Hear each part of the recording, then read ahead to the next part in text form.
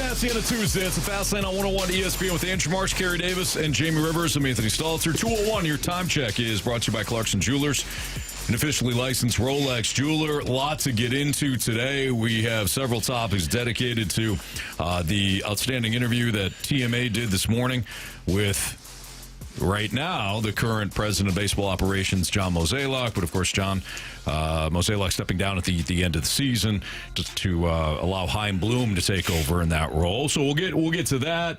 We've got somebody's getting punished for the NFL Pick'em Challenge. By the way, we won. We won another week. Nice job, guys. So we're 2-1 against the Riz Show. So let's keep the momentum rolling. Let's not get too cocky. All right. Other things to discuss. With Carey being back, we will get to Illinois. He said, "Oh, you guys covered that yesterday," and we said, "Yes, sir, we did." And we'll get back into Illinois today. What happened with Illinois? Save it. We'll get to it.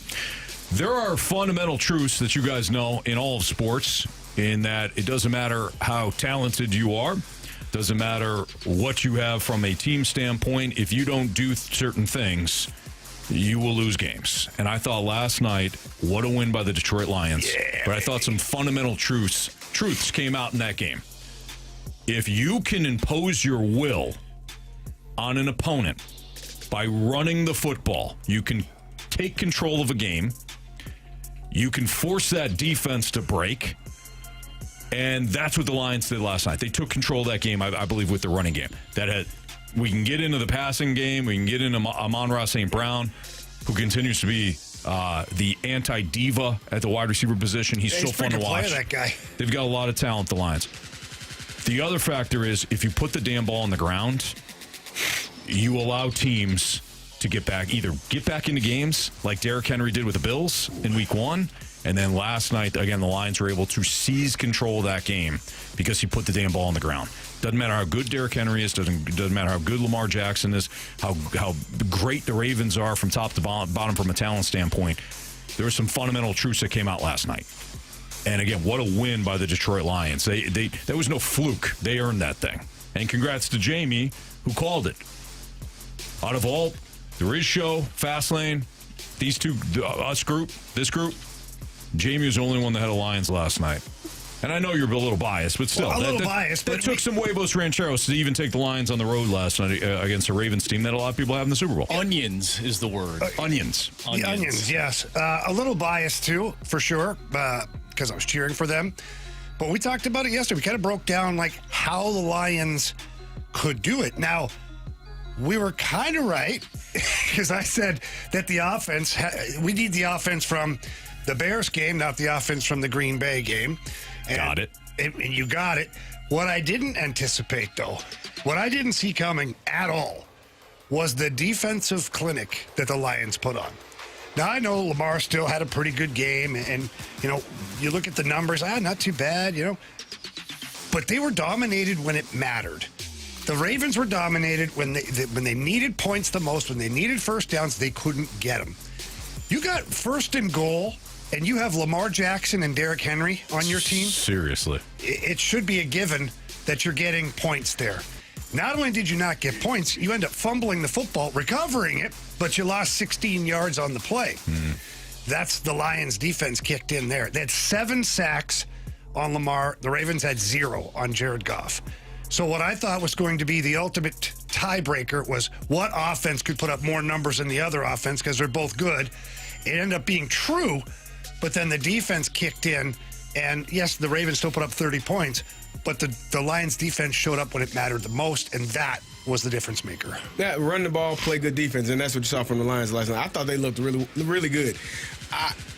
To continue to see the Ravens kind of falter in these moments, not be able to take care of business when you're at home, you have the lead, you put the ball on the ground. You had all of the things in front of you to win that game. Like Jamie said, 7 sacks is atrocious. It's ridiculous to allow that many sacks. Part of it, I continue to see this, and I've seen this for a long time. Lamar drops really deep in the pocket, 10 to 12 yards deep in the pocket. I think he thinks that gives him an advantage, but it actually makes it more difficult with the angles for the offensive line and how they're blocking. You're actually giving that defensive line a straight shot to come run and sack you instead of being able to step up in the pocket. That's one part of it. The turnovers, again, you have that problem. And then you can't stop 224 yards rushing. You let David Montgomery do what he wanted to do, downhill, bully ball. You talked about Amon-Ra St. Brown, Jahmyr Gibbs. Like, those guys were doing whatever they wanted to do offensively. And defensively, you couldn't stop the rush. Aiden Hutchinson made a great play. The fumble that happens is frustrating for Derrick Henry because it's the second time in that type of moment where you put the ball on the ground and your team loses late in the game. But that's a hell of a play by Aiden Hutchinson. Like, retreating, getting upfield, realizing, oh, crap, the ball is handed off, and retracing your steps and punching that ball out.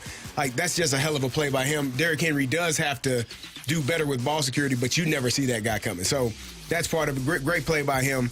But, yeah, the Baltimore Ravens, if they want to be – when I watched that game last night, I actually felt like that could be a Super Bowl matchup. Like, looking at it, the way that it looked, I feel like that could be two teams you see in the Super Bowl. I wouldn't be surprised if it was.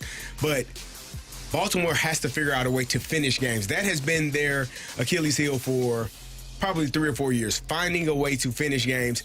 And this is why I don't pay attention when people talk about Lamar Jackson, because that's not on him. Lamar had 288 yards, 3 touchdowns. He took some sacks. So like I said, some of those sacks are his fault, but that's him trying to extend plays and make things happen. But it is a team game. Like, and the Lamar haters, well, he can't win the big game because he don't play defense, and he ain't the running back, and he ain't the offensive line. It is a team game in order to, and Jared Goff, his team played better than Lamar's team last night. Well, I'm okay with that being said, Carey, but then when the Ravens win, don't you dare tell me how good Lamar Jackson played. Lamar Jackson played good last night. No, but I'm just saying, and I'm not mad at you. He played good last night. The narrative that you're talking about, like, oh, well, Lamar can't win it. It's a team game. But guess what? I turn on the TV week after week, and they talk about Lamar Jackson driving the Ravens to victory. No, it's a team game then. It is. So then I don't want to hear that either. Well, tell them. I just told everybody. You know they're listening. The Lions are so buttoned up, too. What a phenomenal job that Dan Campbell has done again. Remember, we had this conversation after they got trucked by Green Bay. And I think we played Panic or Patience, which we'll play again today. We played Panic or Patience on Tuesday of that week. And I think Marsh included the Lions. And I had brought up, hey, the coordinators, you lost the 2 coordinators in the offseason. That's a big deal. There's a transition now that has to happen. But it's not a transition that other teams haven't had to face as well. The Eagles have had to face it multiple times now. Yep. The Patriots always had to face it when their coordinators are getting plucked from Belichick. Yep. The Lions are facing something that other good teams have had to face. But we can't sit here and say that we believe so much in Dan Campbell and his culture change and look what he's doing and then immediately hop off the bandwagon as soon as there's a little bit of a transition and a little bit of struggle. And look, 3 weeks later or 2 weeks later, what do the Lions have? Physicality, toughness. They do the things to win games that you're supposed to do. There was a 4th down call earlier in that game, and I believe they ran a curl flat concept in which Amon-Ra St. Brown ran the flat, and somebody over top, I think it was J-Mo, ran the curl. And Amon-Ra St. Brown ran that route to perfection. Goff hit him in stride, outside, corner can't do anything about it, picked up the first down, and then I think Gibbs wound up scoring a couple of plays later. They do little things throughout the course of a game that account to the winning. And I think that's what Mike McDaniel was trying to say when he looked like he was beat up a couple of weeks ago. He's like, we got to do the things to win games that we want to win a game, and we want to win the game. Like, I think he's trying to say. He wasn't selling me, though. No, he wasn't. But Dan Campbell has completely changed that culture. Well, what he's done, too, is every member of that team feels like they're a part of each victory, whether it's the kicker. Like, the kicker had that one touchdown saving. Jake Bates. Jason Biden. Tackle. And then Dan Campbell, post-game, watching some of his stuff today on YouTube and whatnot, and he goes on a rant about the kicker.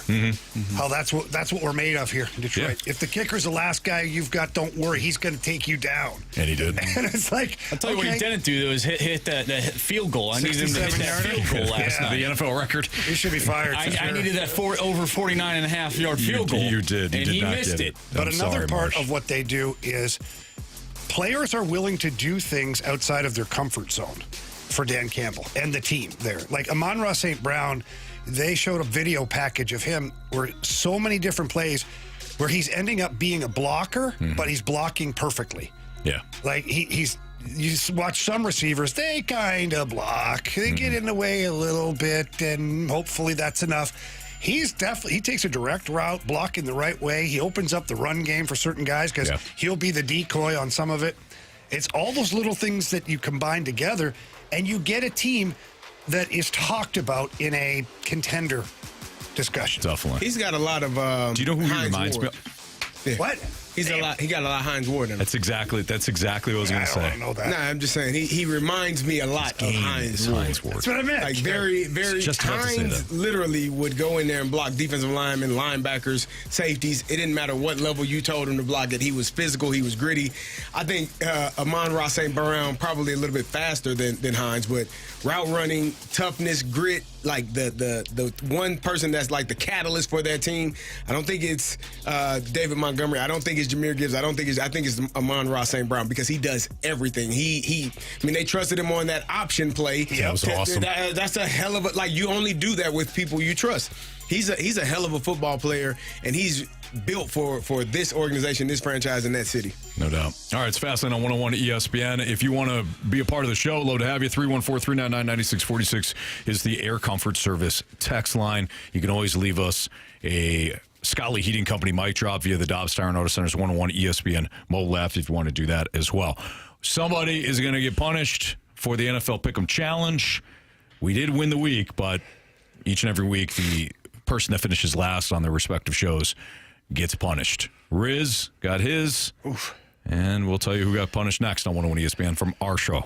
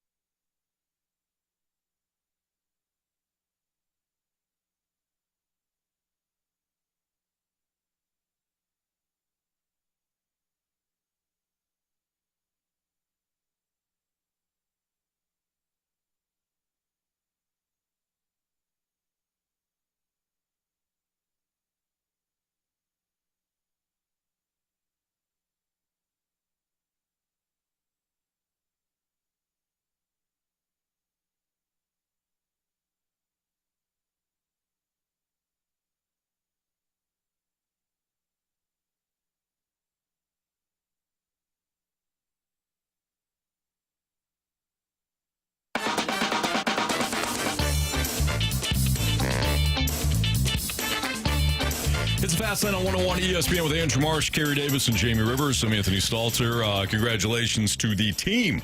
Team Fastlane as we pick up another victory in the Fastlane Rizzuto Show Pick'em Challenge. We've won back-to-back weeks after dropping the first week.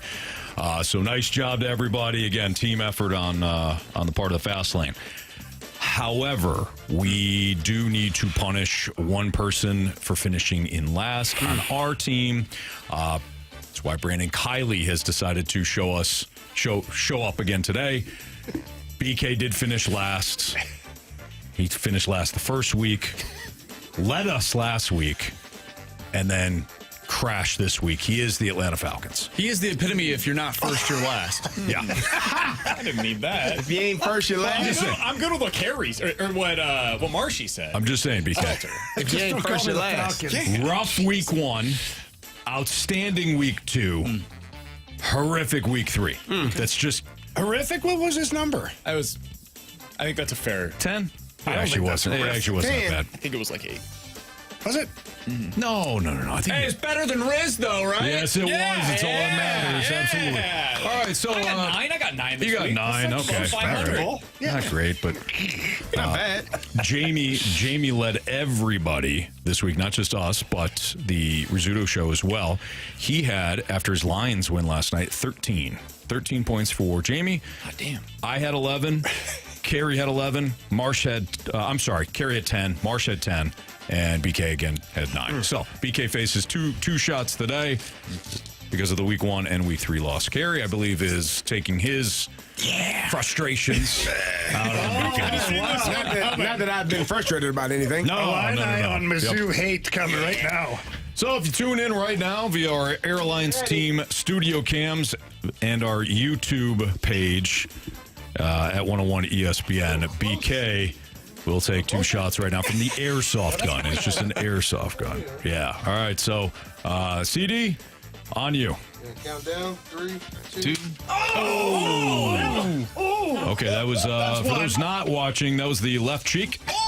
Let's see if Carey goes back to the left cheek or maybe he goes right. Spread your love, Carey. Spread the Here love. we go. 2, 1. Oh, he went right back. He went right back to it. I thought you had your wallet in your right pocket. I didn't want to. Carey is a left cheek guy. Yep. Wow. All right. Jackson Burkett observing from our window here at 101 ESPN. BK, describe what you're feeling right now. Yeah. So let's do our presser. Yeah. We've done this the last couple of weeks. All right, Switch up the order a little bit here. Brandon, Jamie Rivers, 101 ESPN. Yeah. Can you describe what you're feeling right now, knowing your team did ultimately pull off the win, but for the second time in 3 weeks, you were last place? Always looking to get better, always looking to improve. Only one way to go from here, and that's up. So that's good. I'm feeling as though I shouldn't have trusted the Falcons. No. I don't know how I could have seen that one coming. I trusted him. But, you know. In your defense, Ricochet there. In your defense, we all took him. So So my worst pick of the week. Yes. There's no doubt about it. And I owe Marshy specifically an apology. I took a backup quarterback against Brian Flores. I did too, though. Yeah, I was took about to him as say, well. yeah. Oh, yeah, I faded my team. Yeah. I think the Jamie and I were the After only what- ones on our team that took the ball. I After what believe in Anthony Carson pulled, Wentz. the stunt that Anthony pulled last week, trying to convince me that his Falcons weren't going to go in there and do damage. I couldn't do it. Last year, I faded the Vikings the entire season, pretty much. They won 14 games. Look, So I told you I the went back to Vikings the would well. rebound. We're going to miss picks because of them. I also owe Jamie an apology. Oh. This goes back to the pandemic season Oh. when we were doing radio together. Jamie's been telling me, Stalter, for 5 years. For 5 years. Hey, Kyler Murray's not good. I see it, body language. It's there. He's not a good player. He's not a winner. You can't trust him. You can't trust that guy. I trusted him. Against Mac Jones, I trusted him against a 49ers team that going in didn't have George Kittle or Brandon Ayuk. And midway through, lost Nick Bosa. And they still peed down their leg. So that's on me. I apologize.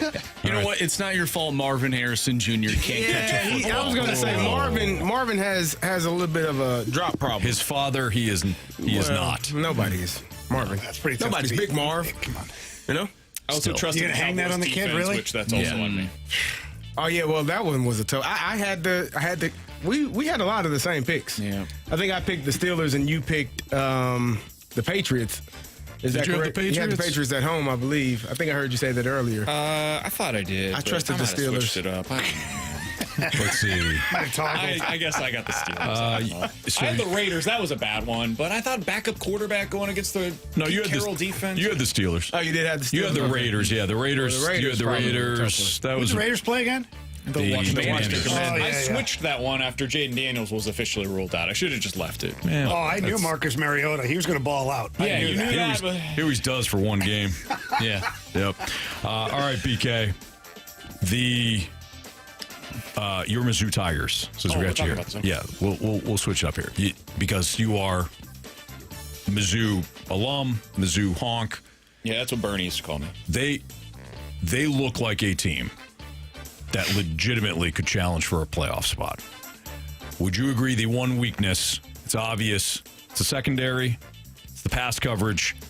The more important question is, can they figure that out? Can they fix that in the next couple of weeks? Did you hear Drink in the post-game presser? He wasn't happy I wasn't about it. fond of Can they what fix he it? said. Can they fix it before Bama? I didn't like him throwing the coaches and all that under the bus. It's almost like he absolved himself of any of it. When you're the head coach, you're the CEO. So you're a part of it, no matter what. You throw yourself in the mix with that. I just didn't like the sound of like, well, they need to do this. And, you know what I mean? I thought it could have been handled a little bit better. He ultimately answers for everything. So Yeah. I think he knows that, and that's kind of an acknowledgement up front. And then he said, listen, like, this crap has to get fixed. I appreciated that he was willing to acknowledge what everybody is saying, and Stalter, you're 100% correct. That's a big question for Mizzou. Can they get it fixed? Because you can't change personnel. This isn't like the NFL where you can go, acquire a defensive back midseason, although nobody knows the rules in college football. Maybe you can now. But they don't really have any changes that they can make. They've tried zone. They're terrible at it. They've tried man. They get beat in that. They've tried blitzing and putting some heat on the quarterback. It works at times, but when you don't get there, you expose yourself to these huge plays. They're going to go up against some really good quarterbacks. Simpson with Alabama can beat them deep. Taylor Green, I don't think Arkansas is very good, but the quarterback can really sling it.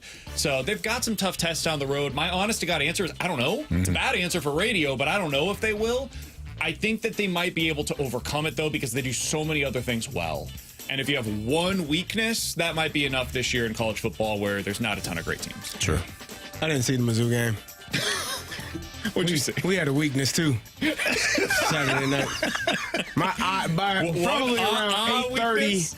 Eastern time, 7:30 Central. My eyes were I was in Bleeding? pain. Yeah. Were they filled with tears, Gary? Or was it not more tears frustration? of joy. It was a whole hell of a lot of Were frustration. you like one of those young kids who gets so mad you cry? Almost. Yeah, Yeah. okay. Yeah. Like when you're so angry, your emotions just start pouring out of your eyeballs. Yeah, I was like, See, what happened? football happened, and then from the Indiana Hoosiers. It was. I mean, to me, it was. I was telling these guys, it was really for the first quarter. It was an evenly matched game. Both teams had 2 or 3 drives where no points were scored. We allowed a blocked punt, and that blocked punt really kind of changed things. But we went and scored the very next drive. They blocked the punt, scoop and score, 7-0. Our next drive, 3-play drive, like a 60-yard touchdown pass, and it's 7-7. And then I was telling these guys we had a situation where we stopped them on 3rd down, and it was 4th and 1.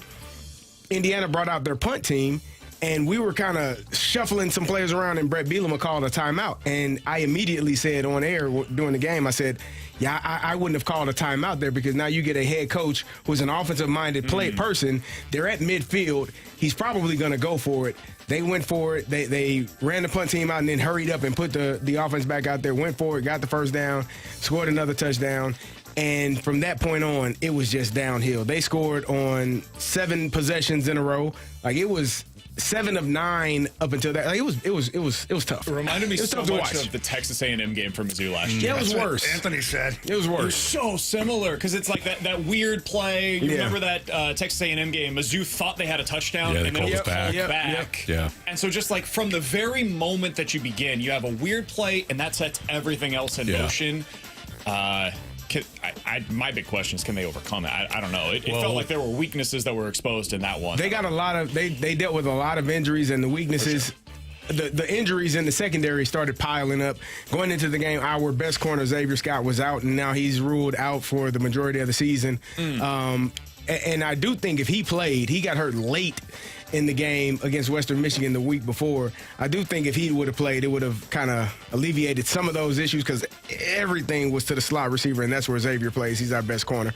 But it was bad, man. It was bad. It was the same damn play over and over and over again. It was frustrating to watch. Well, it's a complex play. That slant. Nah, it's actually. So complex. You usually put it in day one because it's like, tough to run. It's like one of those, understand. First day install routes. It's kind of like a dive in the run game. Like, hey, listen, we're just. Yep. Stalter, not every team can back up a really good year with another really good year. It takes a lot to stay on the top. Win double-digit games in multiple seasons. It's hard. It's hard to do. It's hard to get to the playoffs shots right now. It is, but it's hard to get to the playoffs. Yeah, we'll see. All right. So This is fun, isn't it? We should have BK same time every Tuesday. I see what you did there. You might. Yeah. BK, thanks for stopping by. boys. Punishment is served. Again, congrats on the Mizzou win and the fact that we're 2-1 as a team. Let's go, baby. We'll do it all again starting on Thursday night. That was Brandon Kiley. Of course, you can listen to BK and Ferrario each and every day about 11:08 to about 2 o'clock here on 101 at ESPN. Speaking of TMA, TMA sat down with John Mozeliak today, and one of the things that was discussed about it will be what will he be remembered most. We'll get into it next on 101 ESPN.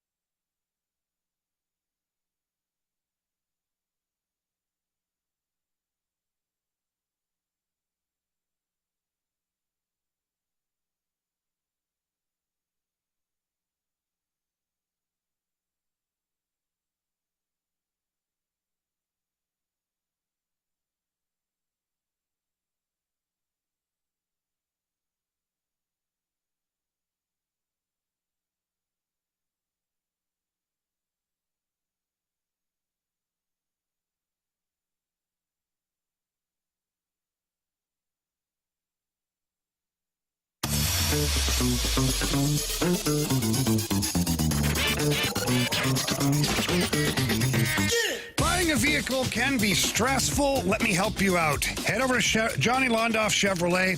They take the stress out of purchasing new vehicles or pre-owned vehicles. Gone are the days where you have to worry about the salesman and the price and haggling and all that.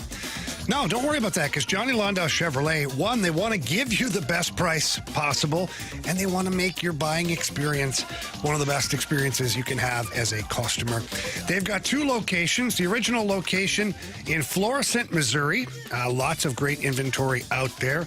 And the new Autoplex in St. Peters, right off of Highway 70. Jim Saffo running that out there, and he's doing a wonderful job. They also have great inventory, and both locations have incredible human beings, great people who want to see you buy the car of your dreams or the truck of your dreams, and then want to make sure that you take care of it. I know that because my kids have purchased Londoff Chevrolet vehicles, and they bring them back there to be serviced on a regular basis so that their cars are always in great shape. So please check out either location. Tell them Jamie Rivers sent you in. If not, check out the online stores at londoff.com or londoffautoplex.com. Are you kidding me?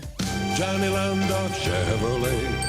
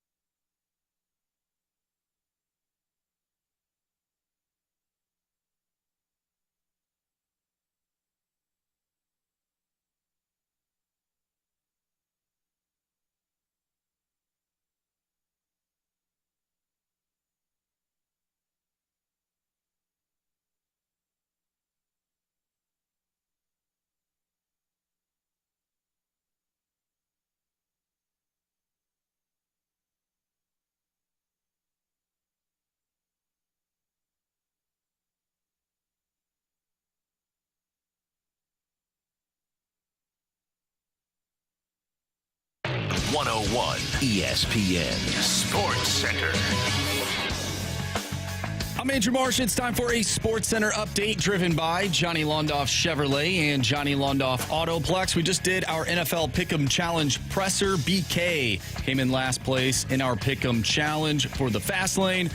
Monday Night Football, the Lions take down the Ravens by a final score of 38-30. We talked a little bit about that at the beginning of the show. If you missed that conversation or if you missed anything from today's show, make sure you go to 101ESPN.com or check out the free Dobbs Tire and Auto Center's 101 ESPN mobile app. Just head to the podcast page and you'll find all of our shows there. And it's all brought to you by the Schaefer Door Company.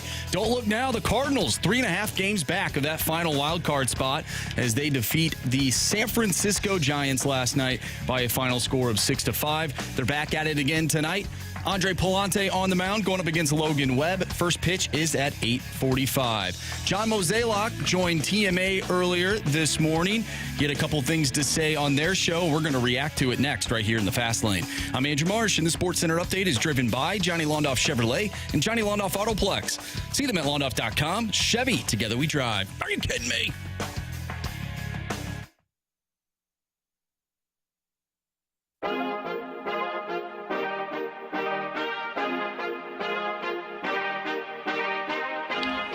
John Mozeliak was on with TMA earlier this morning, and a couple of things. They had a great conversation with Mo. It went almost, an hour, I think it went? Yeah, it was wild. I mean, great on TMA for doing that. And yeah.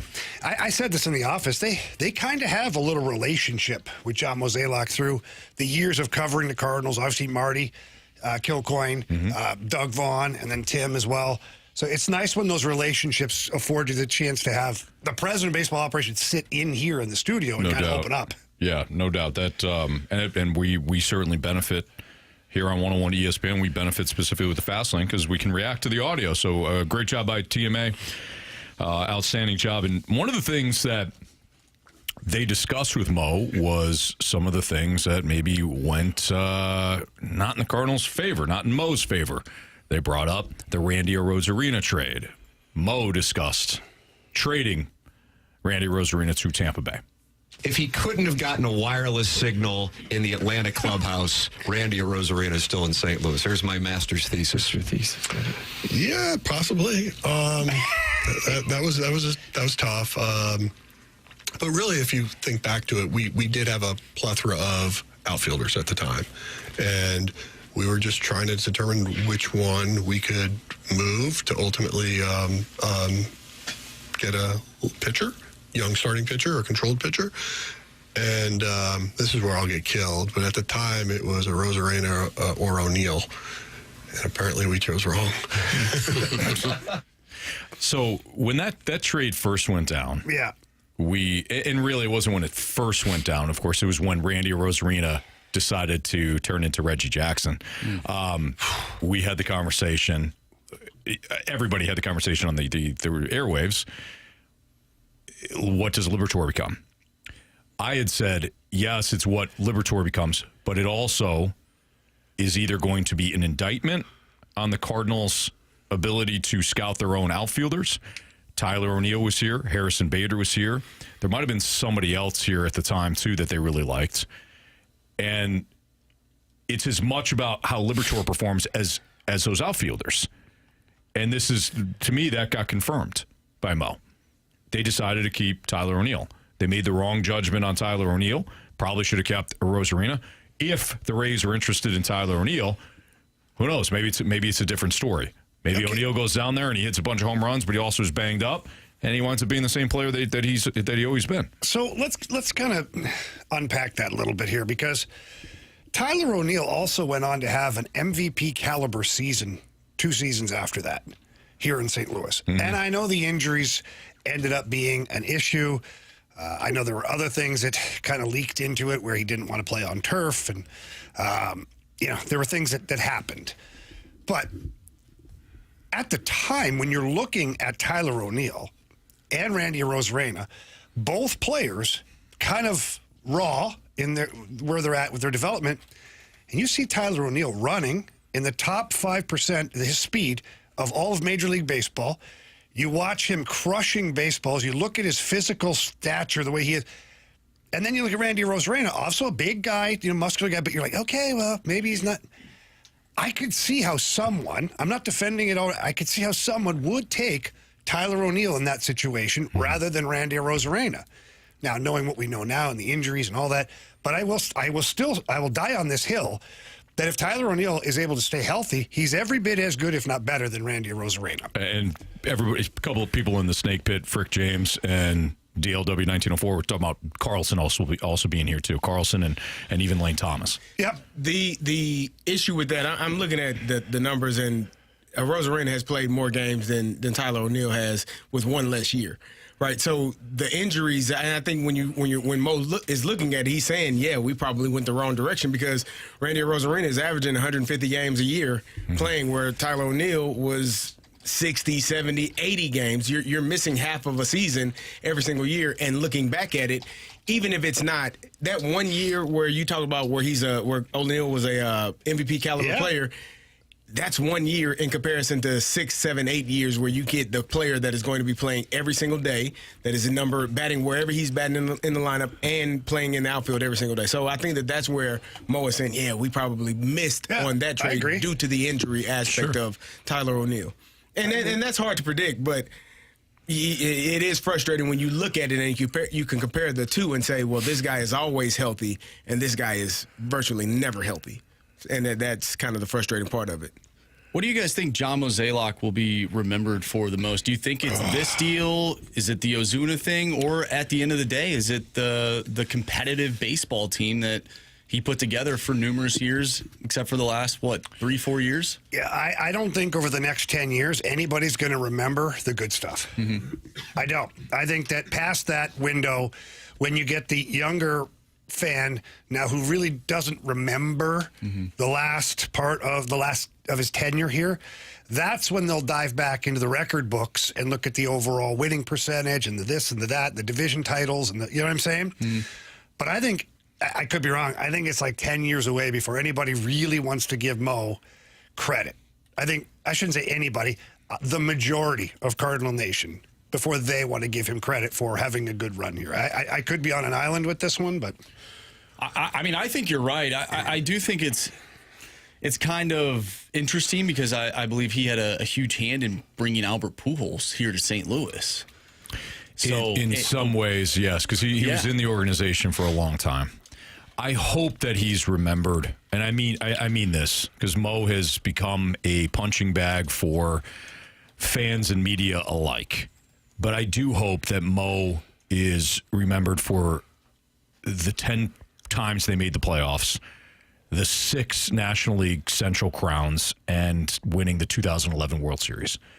I do. I hope he's remembered for that. I think the further we get along, the further down the road we get, I do think that Mo will be remembered a little bit more for that than the final years. Do you think Chaim Bloom's tenure has anything to do with that? Let's say Chaim Bloom does really well, the Cardinals get back into contention. Do people have that thought process of, oh man, like Chaim is so much better than Mo?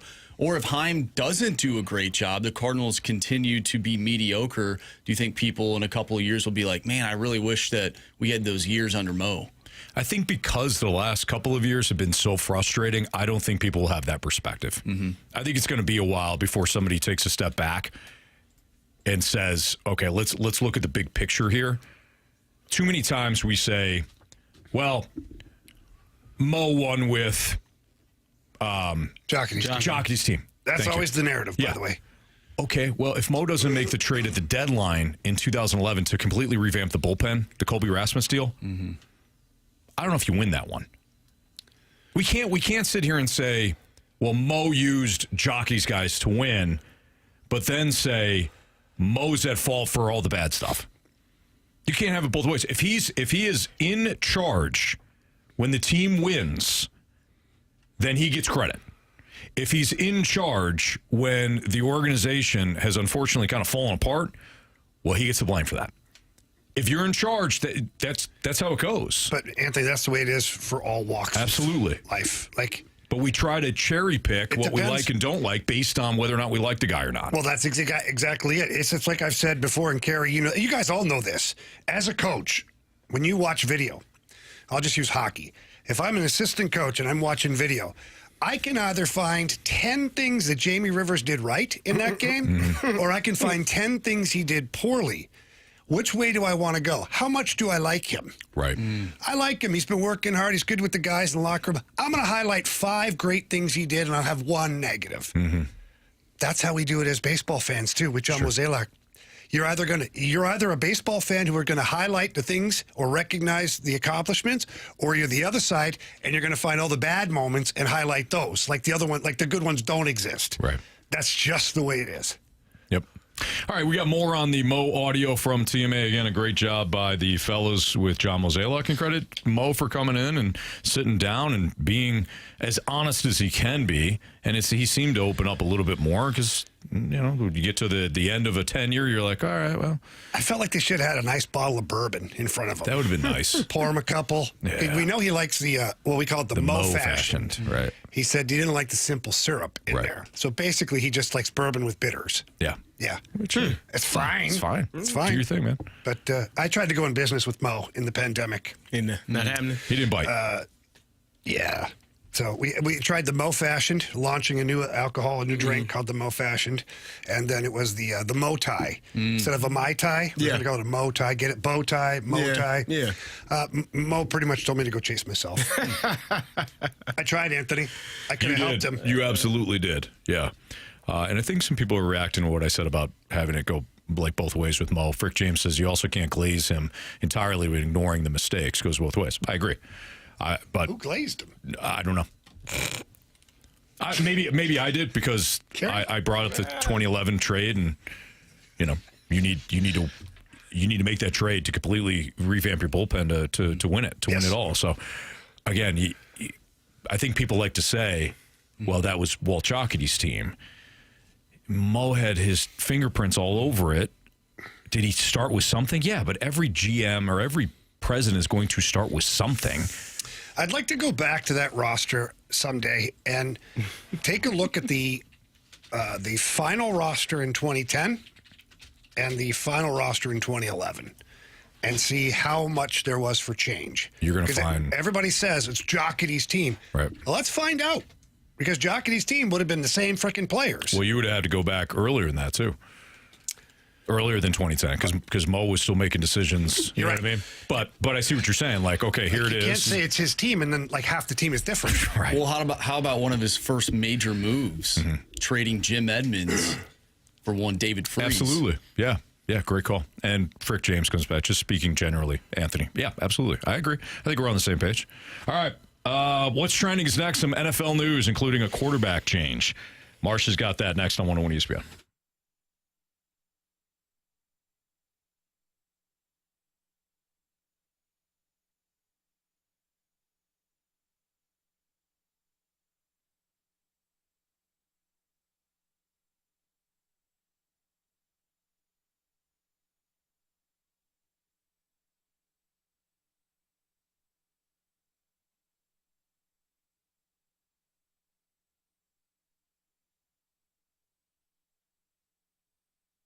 Circus Sports has the world's largest sports book located in Las Vegas, Nevada. And the good news is it can now be in the palm of your hand. All you have to do is download the Circus Sports Illinois app today, and it's super easy to find on the website or the App Store. Very user-friendly. Even Carey can use it. It's quite surprising. Does a great job with it, that guy. And you also have to remember that if you have a problem, you get exceptional customer service with a human being, not a bot or some kind of a chat room. That's because Circus Sports cares about their customers. They've also got great lines on all their futures bets, so whether it's a Super Bowl, man, the Detroit Lions, you never know. Stanley Cup, your Blues. It's your option, whatever you want to do. You got tight money line splits and the best odds of any app that are out there. Download the app and compare it to other apps. You'll see that they are the best in the business. They've also got bigger payouts, higher betting limits, and overall it's just a lot of fun using the Circus Sports Illinois app. So please don't miss out on any of the action. Download the Circus Sports Illinois app and enjoy everything that Circus Sports has going on today. If you or someone you know may have a problem with gambling, call 1-800-GAMBLER or text ILGAMB to 833-234.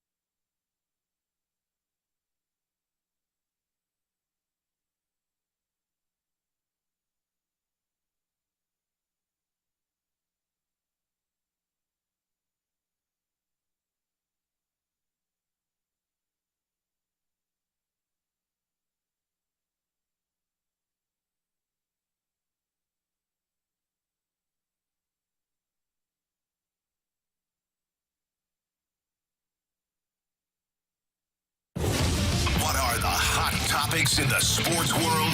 What in the wide world of sports is going on here? It's time to find out with What's Trending? Brought to you by Elite Comfort Experts. Heating and cooling with no gimmicks, just guarantees. EliteComfortExperts.com.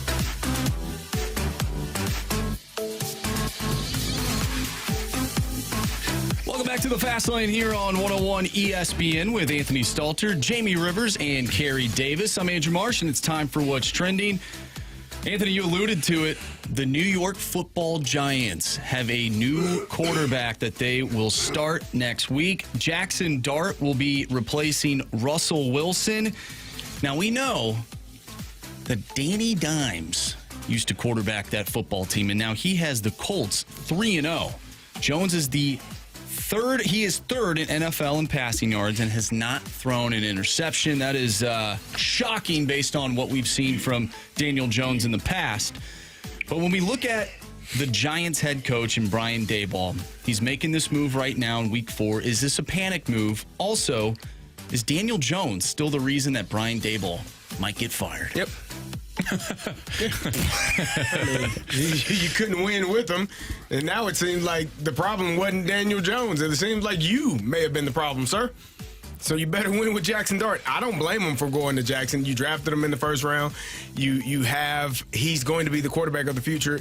I think Daboll is realizing that the time is running out. Like, you know, the little sand in the bottle? In the hourglass. Yeah, the hourglass. The sand is, you know about it, Jamie. You got one of those. The sand is almost at the bottom. You get the little one you can turn over in the sauna. Did I tell you how long you should be in there? Yeah. When it runs out, it's time to go. Yeah, it depends. Yeah, that sand is almost all out for Daboll. He's gonna be looking for a job here. Mm-hmm. If they don't find a way to win. And the more I watch Kansas City, I become less impressed every single day. They won the game against the Giants. That's because the Giants are terrible. They just can't figure out a way to win games. But defensively, I think they're good. They couldn't get to Patrick Mahomes. They have a problem, but Brian Daboll has a huge problem on his hands, and it is not being able to get the quarterback situation correct. Whereas maybe Josh Allen was just really good, and it didn't matter if Brian Daboll was the coordinator or not. Like, you got that job because you were the one who got the most out of Josh Allen. Maybe he was just pretty damn good with or without you, and you can't actually coach the position to the level that needs to be coached. I don't know. We'll see. We'll see if they can find a way to win with Jackson Dart. They were giving him splitting time there.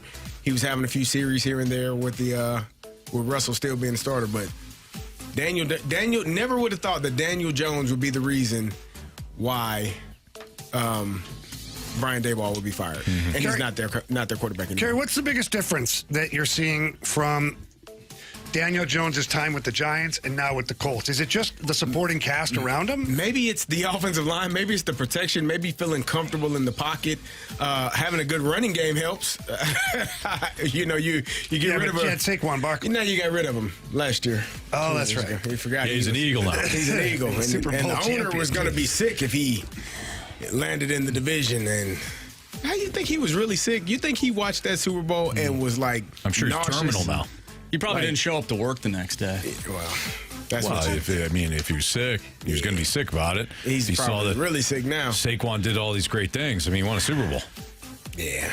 And an offensive player of the year award. Do you think it adds to it now that Daniel Jones is having success? I would say so, yes. Like, you watch we had that guy. And the other guy. And they're playing well. Yeah. In their other places. Why didn't they play well here? That's what I'm asking. But that's the question. So when you're the ownership and when you start looking around, you say, damn. You're the problem. These guys can play. Why the hell couldn't they play when they were here? We had them both. And then you start looking at the GM and you start looking at the head coach. Your ass is the reason why they didn't play well here. Gotta go. So I can't remember which show that Daniel Jones was on, but I remember him talking about when he went to Minnesota, he saw a different way that the quarterbacks prepared in that quarterback room. And it sort of like a light bulb went off because he was around. He never played when he was with the Vikings at the end of last season. But he was able to observe and, see what they did about their process. And that's what he mentioned was the way that preparation for that team was just completely different Well, than and that's what on the happened. quarterback's coach, the Absolutely. offensive coordinator, all The head coach. the head Yeah. coach, everybody that is involved with the team is on the hook for that. Then Yeah. You got a coaching problem. They're going to, at some point, the owner's going to say, I found the glitch. Well, which is wild, though, because isn't Brian Daboll like one of the dudes that sort of helped Josh Allen take that next step? or But Josh like- Allen just developed But himself. like Carey just said, I mean, even if he did have that, it maybe Josh Allen develops anyways. That's because fair. he's just that talented. Yeah. Yeah. I used to say the same thing about Mike McCarthy. Mike McCarthy did a lot of things when Aaron Rodgers was in the first 2 years of the league. He cleaned up a lot of his mechanics, and there's some credit there. But at some point, the relationship fractured, and they got rid of Mike McCarthy, and he was never the same. What are your expectations for Jackson Dart? I don't have much. I feel bad for the kid. I don't have much. Now, he does. He does. It depends on if that O-line holds up. If that O-line holds up, then Jackson Dart might be fine. It seems like they got a little something with Cam Scatterbo, the former Arizona State bowling ball. Yeah, he looks like he's a pretty good player. He's a football player. I was very skeptical when he first was picked up, and people were talking about. I was like, He was a fun player to watch at Arizona State. He looks the part, man. And obviously you got Malik Neighbors, Wandale Robinson. Who's blocking? That's what I said. If the O-line doesn't hold up, none of this matters. But if the O-line does, that's why I started with the O-line. You look at Cincinnati, man. Like, who's blocking? You can have all those great weapons. Yep. You don't do anything up front. Good day. Yep. Wish you well. No doubt. All right, we've talked about Robert Thomas having a potential career year. What about Jordan Kyrou? And what will Monty do with the second line? We'll discuss that next on 101 ESPN.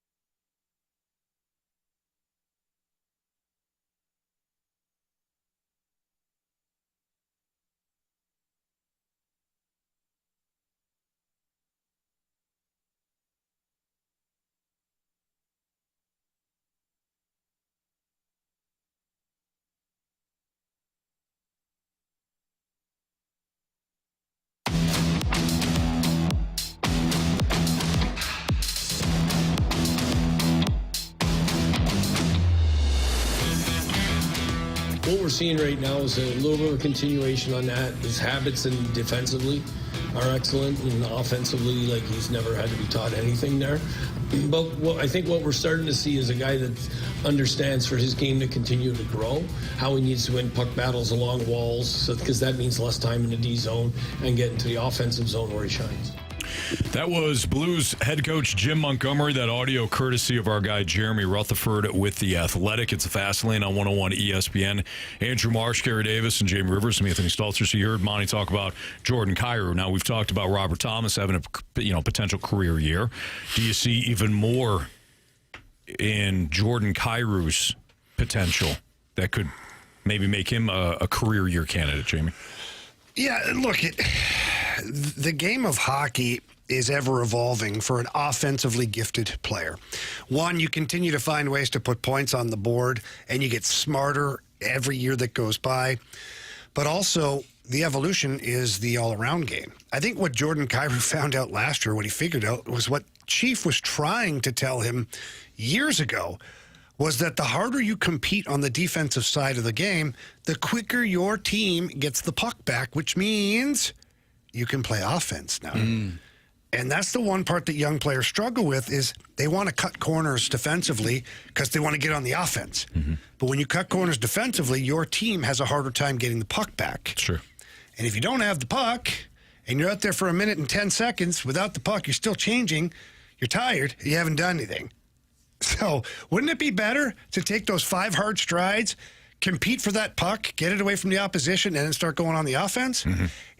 Yes, it does. And that's what you saw a lot last year. The back check from Kyrou, whether stealing the puck from the opposition, disrupting plays, getting back into position, good defensive stick, supporting his team defensively, getting in on the forecheck, being that F2. F1 is an easy job because you just skate as fast as you can and disrupt the play. F2 is a harder job. You got to skate as fast as you can, take away the wall. Because if you don't, then that's available for a quick little pop play, and now you're caught in the middle, and that's when you start to defend, and you lose the puck, and it sucks. Yeah. So it's a more of a mental game than a physical game because you have to have the will to get to that spot and cut off that play. And so I think the Blues fans are going to be pleasantly surprised this year. I think you're going to get a full year of Holloway and Kyrou playing together. Whoever their centerman is, it doesn't really matter at this point. I'd like to see Braden Shen there because I thought that chemistry was really kind of unique last year. But you're getting a bigger, stronger player. I've seen him in the offseason. He put on a little more muscle again. We already know how fast he is. We know his offensive abilities. And we saw his defensive game start to take steps in the right direction last year. And for whatever reason, Jim Montgomery has found a way to bond with Jordan Kyrou. And I think it started back when Monty was an assistant coach. He had all these little different text chains that he was on with all the younger players and whatnot. And I think that's just carried over now to where he trusts what Jim Montgomery says. And so he goes out and does it, and he's seeing the benefits of that. So another thing that Jim Montgomery talked about today, he was asked whether or not Pia Suter will center the second line. Here's what Monty said. I like the player a lot. Whether, that translates to him playing between Kyrou and Holloway, I'm not sure. We know what it looks like with Shen. We know that was a line that produced extremely well for us. So we're seeing it with Suter, and the good thing is when you have 2 veteran centers like Suter and Shen, wherever they're going to play for the team.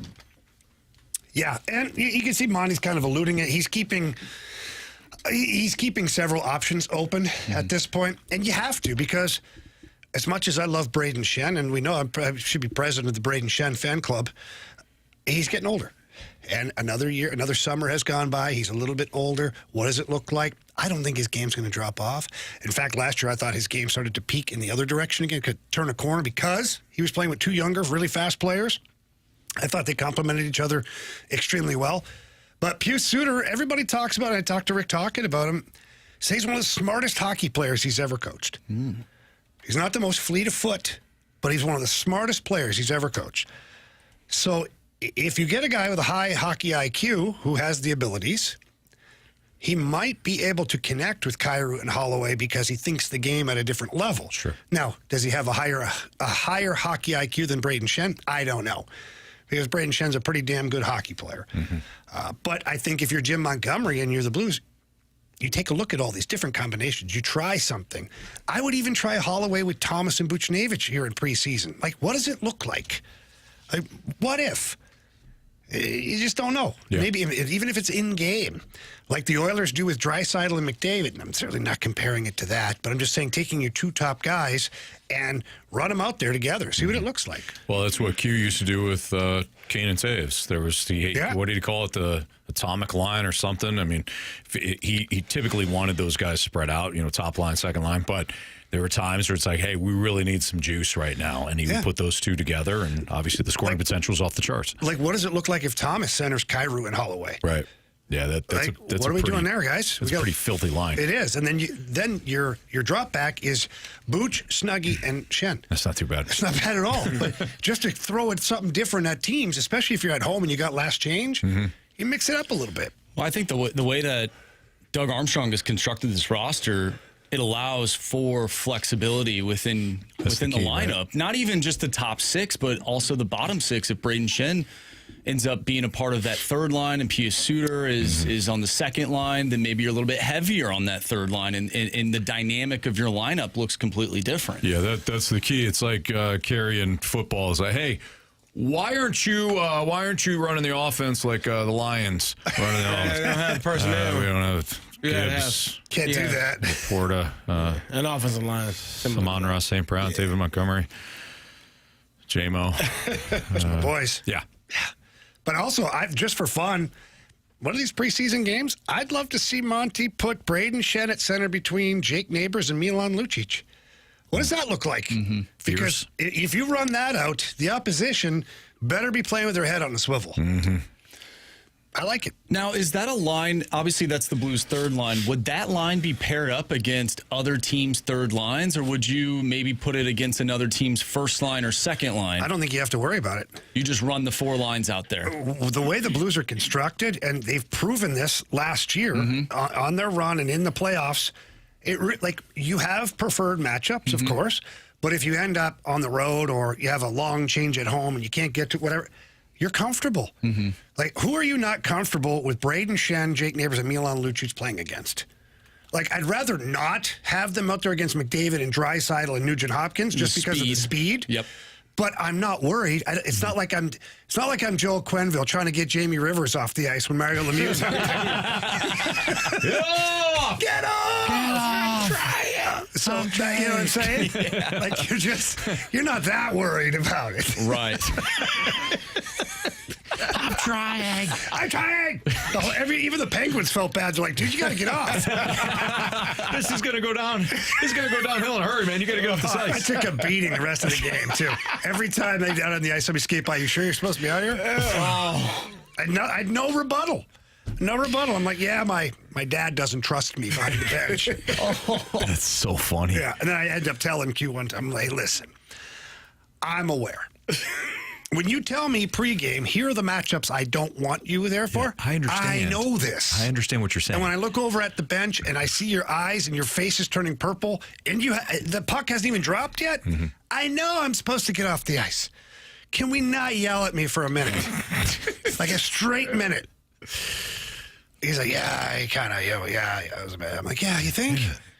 They'll never recover. The Penguins have got me over a barrel for the next 5 years. The puck's in the defensive corner. I'm just going to blow my assignment and get off the ice right now. Get off! That's hilarious. Hey, 101 ESPN salutes our nation's military for service members, their families, and anyone currently on base at Scott Air Force Base. You can join us, the Fast Lane, for our annual Military Appreciation live broadcast. It's next Thursday, October 2nd. It's from 2 to 6. That's obviously our showtime. If you're on base, we hope that you stop by as we broadcast live from Scott Air Force Base. Our Military Appreciation broadcast is brought to you by Air Comfort Service Heating, Cooling, and Insulation. It's Fastlane on 101 ESPN. Did the Cardinals organization shift when Mike Shildt was fired? We'll get into that next on 101 ESPN.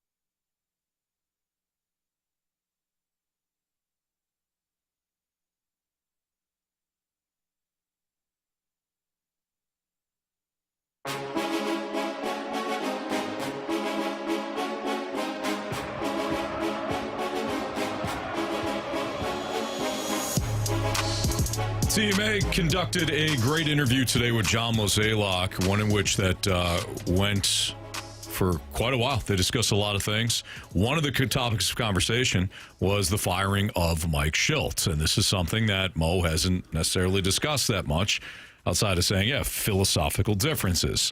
Shildt and his Padres have clinched a playoff spot, which, of course, for a lot of Cardinals fans, they become irate about because you had Shildt as a manager. What's the Padres' payroll? Oh, it's the same as the Cardinals if you added a bunch of money. Yeah. So much so that the team had to borrow $50 million. It's neither here nor there. Okay, just Here's checking. Mo on the firing of Mike Shildt. I definitely feel like I get beat up over it, but... Is that when you've had to kind of eat it and there's not a lot you can say Yeah, publicly? legally I was advised to as an employer, there's only so much you can say. And so I don't want to beat around the bush. I'll just simply say, I know we had to make a decision. I believe it was the right decision. People can argue that they don't think it was, but I'm sure someday more of this will come out. I'm sure some of the people that work with me or worked under him might say some things as well, but to me, it's what's happened. And more importantly, I think Ollie does a really good job as a manager. So as a manager, you play the hand you're dealt. Okay, so that is the most John Mozeliak has ever said or alluded to. The fact that he said, advised by the legal department. The fact that he said people who worked under him might one day come out and say some things, or other people might come out and say things to other people in the organization. It kind of leads back to what we have loosely been informed of, is that Mike Shildt may not have been the best person to work with. No. Including the entire organization. Yep. And if that's the case, or if something happened where he had a verbal altercation or something with somebody, that is what I would lead me to believe that the legal department had to be advised of what you can and cannot do. Right. Because we know in big businesses, like HR has to be very careful how someone is fired. They have to follow the protocol the right way, and so you don't leave yourself open to a lawsuit. Correct. And but that was the most I've heard. Certain things you can't say. Yep. And he basically said, I can't say. Legally. But somebody else can. Somebody That's else basically may. what he He's said. somebody else may that worked here, worked with us, worked under us, worked for us. They might know. Ask them. But I, on these airwaves, legally, can't tell you what happened. So I was leave it at that. I was told by multiple people within the organization that when he was let go, there wasn't a lot of issue with it. Nobody was upset. Yeah. So Mo, again, he took the beating for it, and will continue to, and maybe at some point somebody will step up and say something. Nonetheless, Shildt is having success in San Diego right now. And the question still remains, did the Cardinals organization shift when Mike Shildt was fired? I think both things can be true. I think the Cardinals may have been well within their right to move on, and Mo has to protect the entire organization, not just, one person.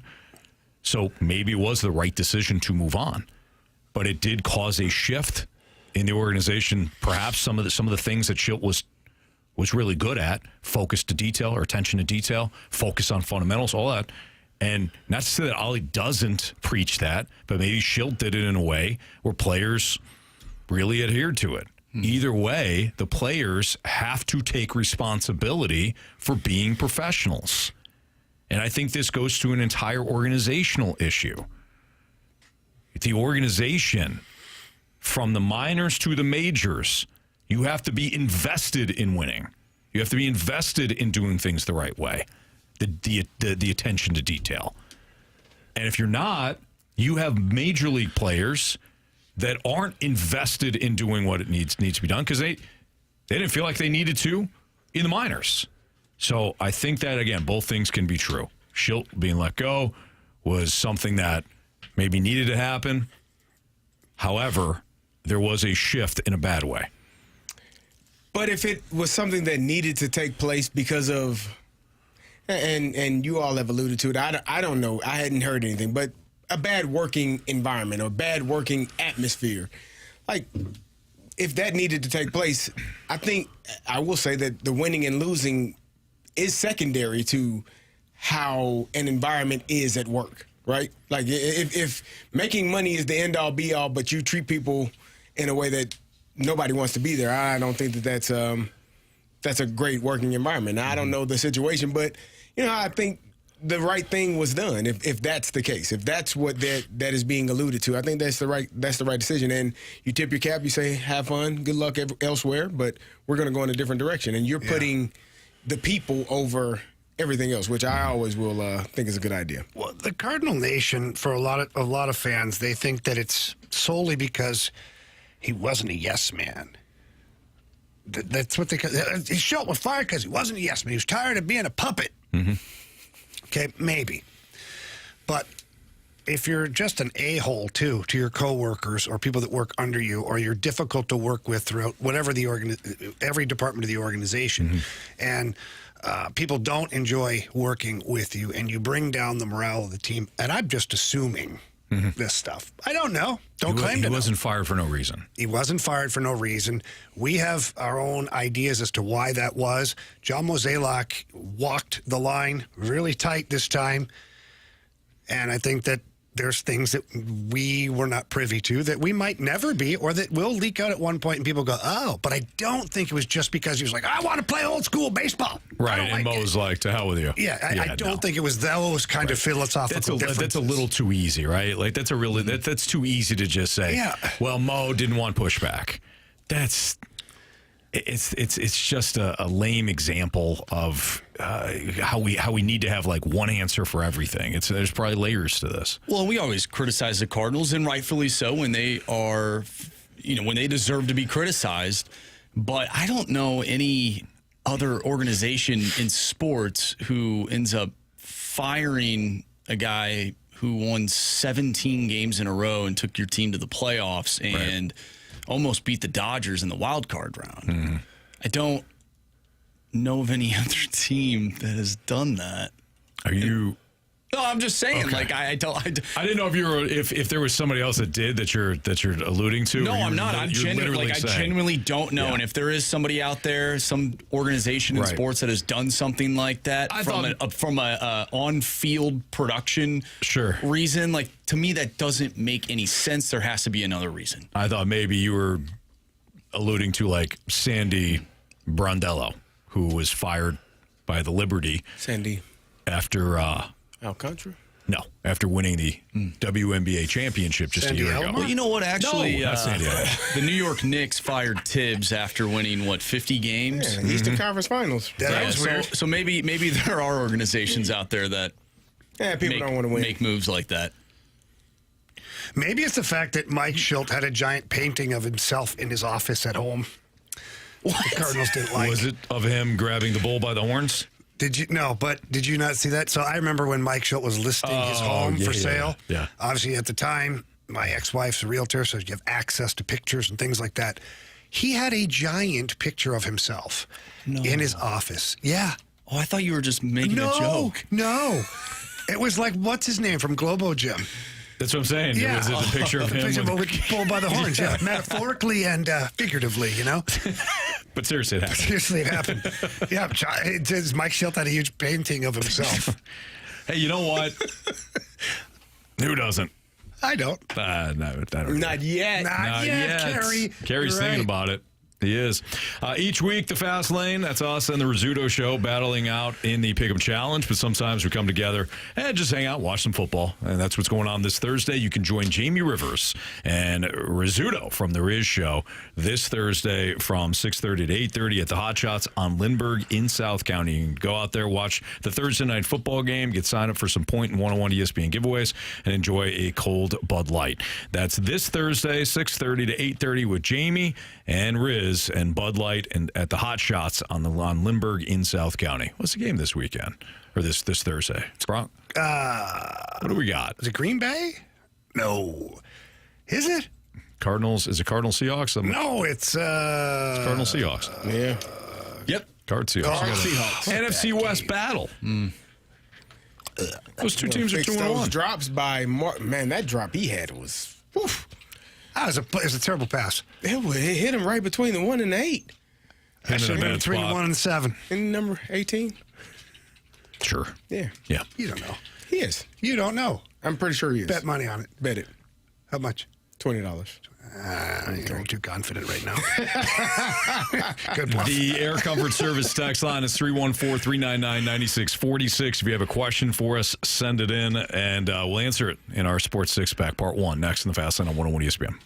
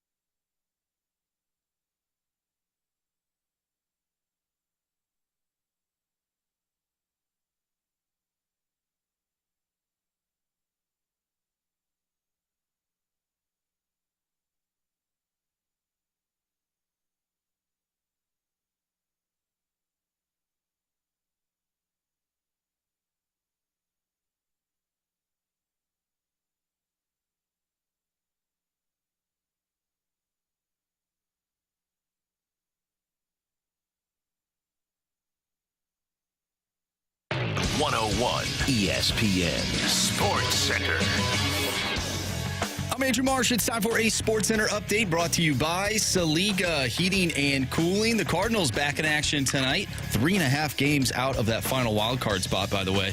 They'll take on the Giants once again. Andre Palante on the mound. He'll face off against Logan Webb. First pitch tonight is at 8:45. We have our Sports Six-Pack coming up next, so get your questions into the Air Comfort Service text line, 314-399-9646. We'll do part one of our six-pack next. I'm Andrew Marsh, and the Sports Center update is brought to you by Saliga Heating and Cooling, a Daikin heating and air conditioning dealer.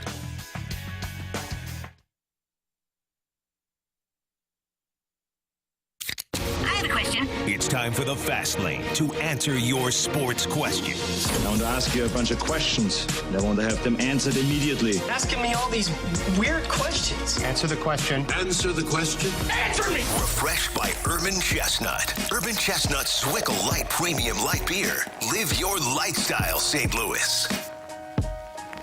Time for the Sports Six-Pack here in the Fast Lane on 101 ESPN with Carey Davis and Jamie Rivers. I'm Anthony Stalter. The Air Comfort Service text line is 314-399-9646. If you have a question for us, we have two parts to the Sports Six-Pack. Here's Andrew Marsh with question one. Question number one.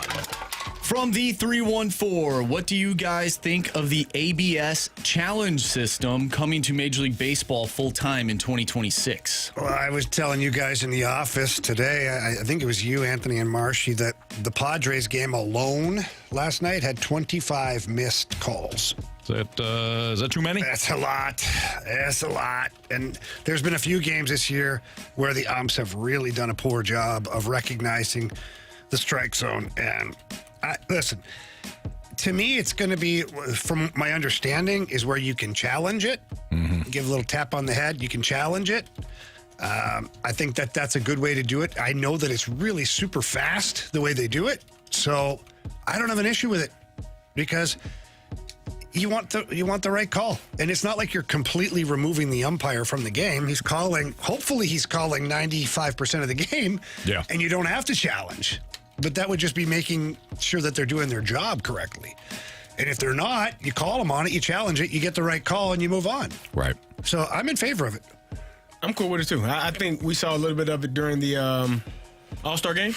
It was quick, fast, no griping from either side. And I think my thing with umpires, referees, it's not like you can't be wrong. Like they are wrong a lot. Mm-hmm. And nobody's saying don't be wrong, get every single call right. But when you're wrong, man, accept it and acknowledge it, please. Right. Give me, everybody who sees the hell are you who are you to judge? Like, shut up. You made a bad call. So now you don't have to worry about it. It's an automated system, ball strike, boom, done. Yeah. You were wrong. Thank you. So here's the kind of the bullet points of what Major League Baseball might do. So robot umps arrive in 2026. Major League Baseball will adopt the automated ball strike, the ABS challenge system, league-wide after an 11-member competition committee voted on Tuesday. Here's how it works. 2 challenges per team per game. Oh.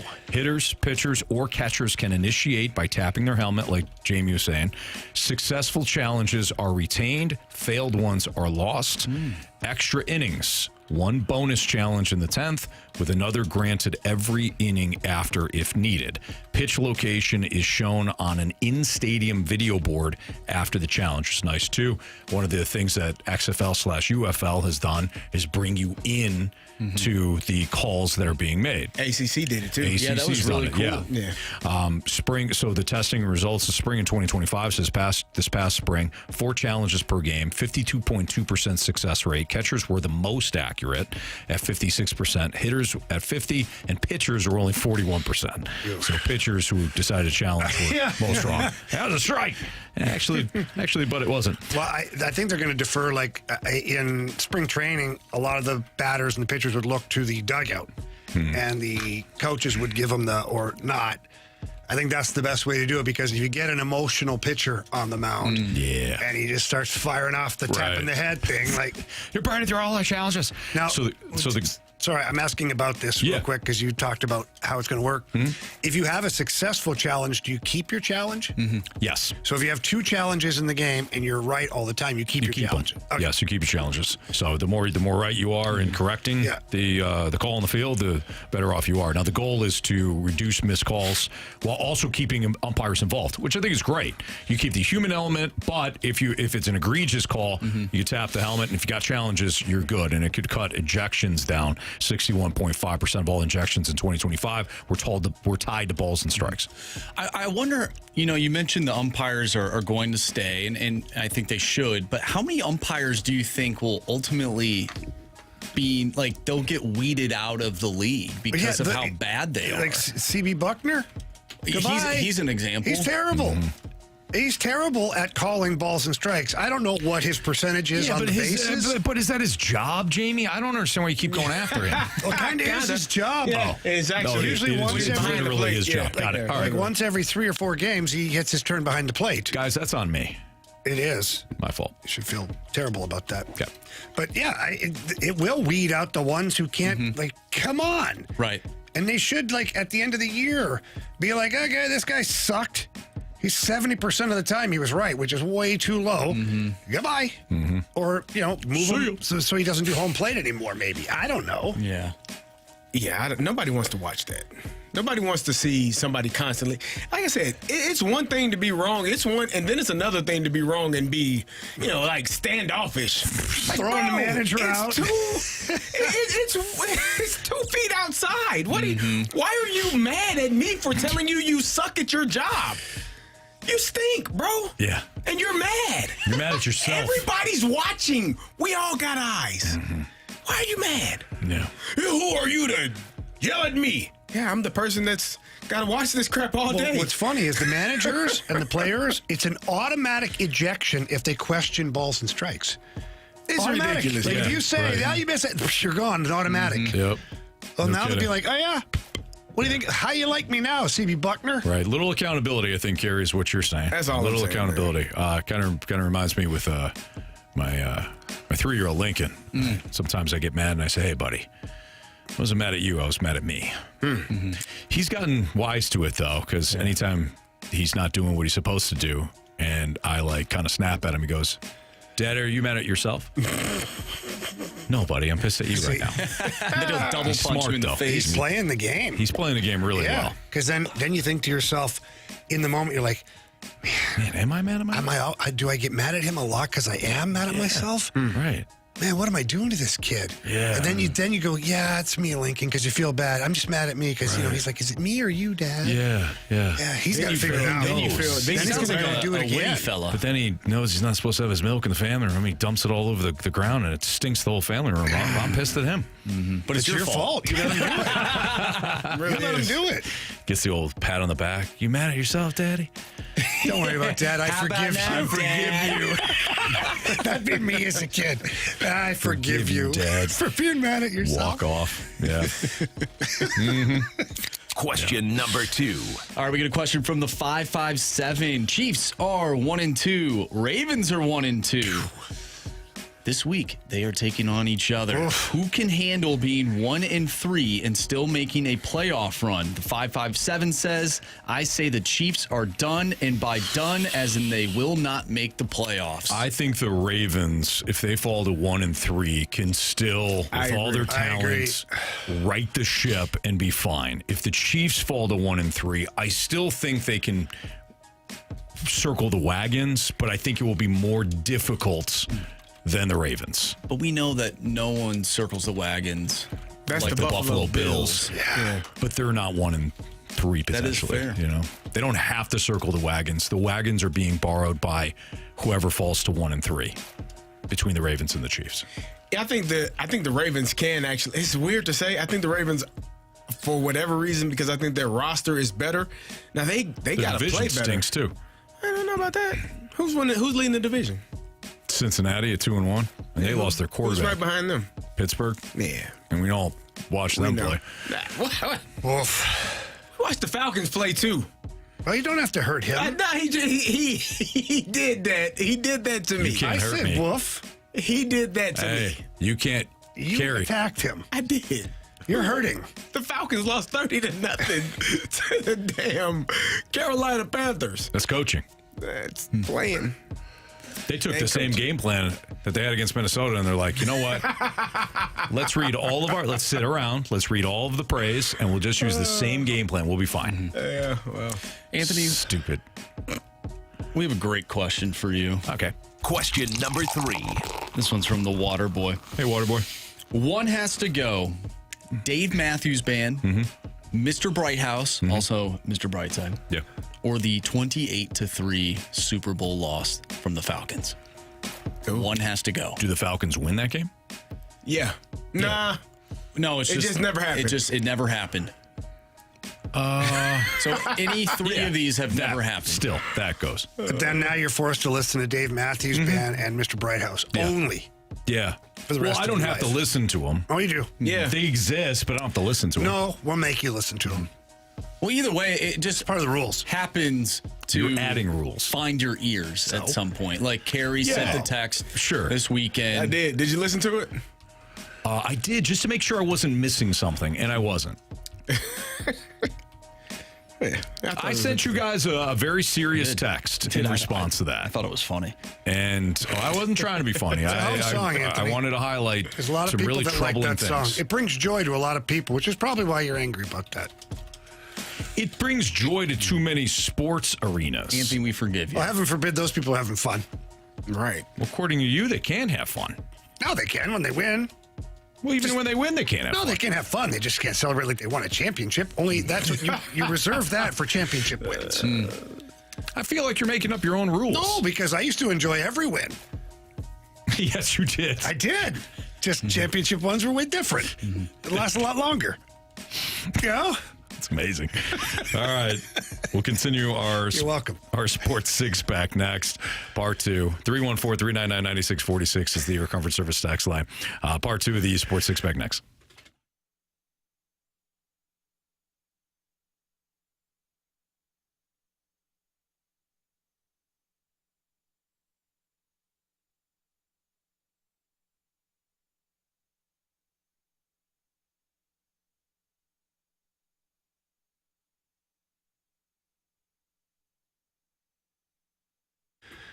All right, if you're looking to sell your home quickly and you want to make the most money possible, please call my friend and trusted real estate agent, Gloria Liu, with your home sold guaranteed realty.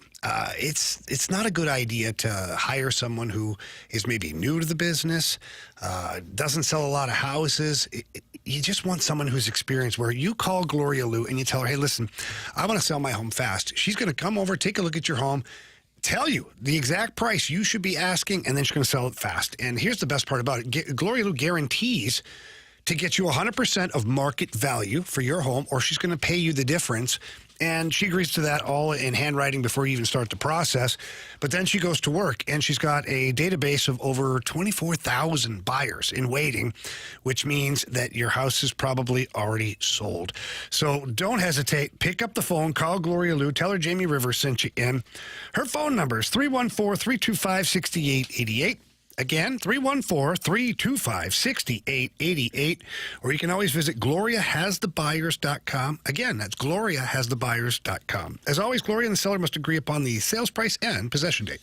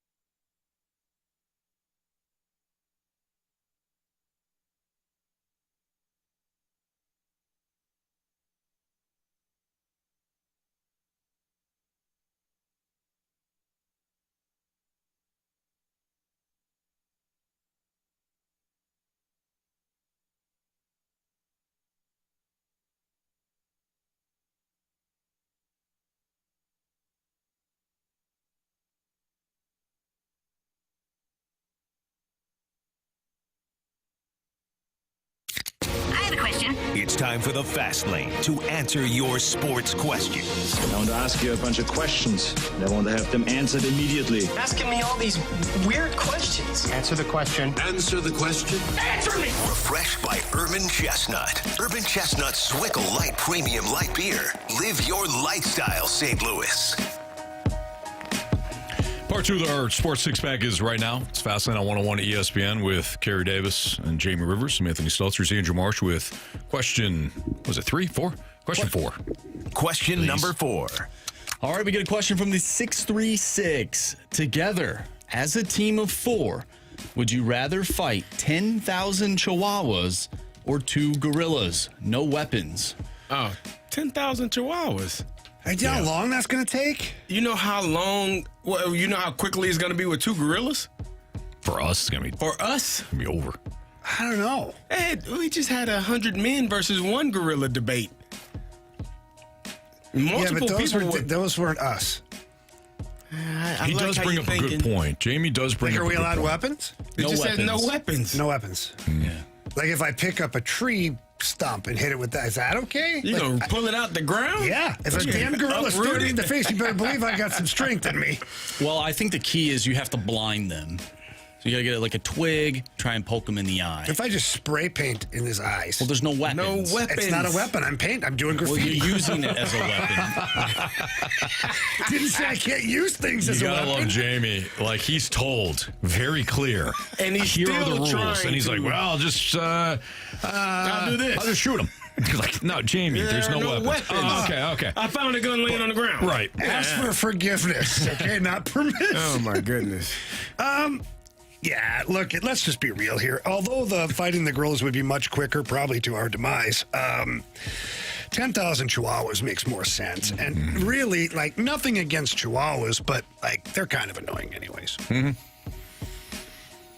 You know? Not that we want to harm any. No, not at all. And listen, I'm not condoning harming any it's just animal, but the these- question was 10,000 chihuahuas or 2 gorillas. Either way, we've got a decision to make here. Yeah, absolutely. Yeah.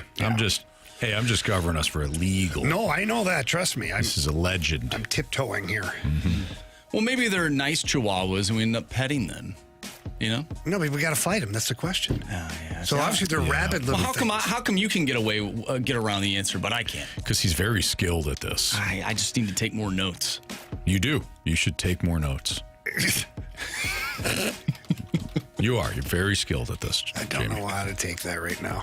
I'll figure Why do you this always out. feel like I'm giving you a crab Well, sandwich? because most of the time you are. No, I'm like not. double decker too. Anthony, What? you could give 10 positive things. You can say 10 positive things about Jamie, or you can say 10 negative things. Yeah. Right? You should give maybe 5 positive things and 1 negative thing. But he'd problem still is he goes- concentrate on the negative No, the one. problem is you go 10 negatives that are Trojan horsed somewhere. And then you go 1 positive and act like I'm a Saint Anthony. I'm really nice to you. There's a St. Anthony. I'm sorry about that patron of crab lost sandwich all things. over your face from the last 5 minutes, but No. no, it's okay. Jamie. Anyways, it's the Chihuahuas. Question number 5. I'll say aye. All right, from the 618, do you think Chicago actually figured it out, or is Dallas just that bad? I think that Chicago is improving. I think Dallas is that bad. I think Chicago, I've maintained this from preseason, that I thought Caleb Williams will start to get better each and every week under Ben Johnson's guidance. I also think Dallas, defensively, is horse manure. Dallas is terrible. Like they played very well week 1, despite all of the outside noise and Micah Parsons being traded a few days earlier, a week earlier, whatever it was. They stink. They almost lost to the Giants, and they should have lost to the Giants. If it wasn't for Russell Wilson throwing his moon ball to nobody in particular at the end of that damn game. What the hell was that? Like he was playing 500. You guys ever play 500 when you were kids? He's like, 100. What the hell was that? I don't know. Minus that. That was like a beer leaguer that got caught in an NFL game. Russell, I think at times his brain said, "The hell with it, chuck it."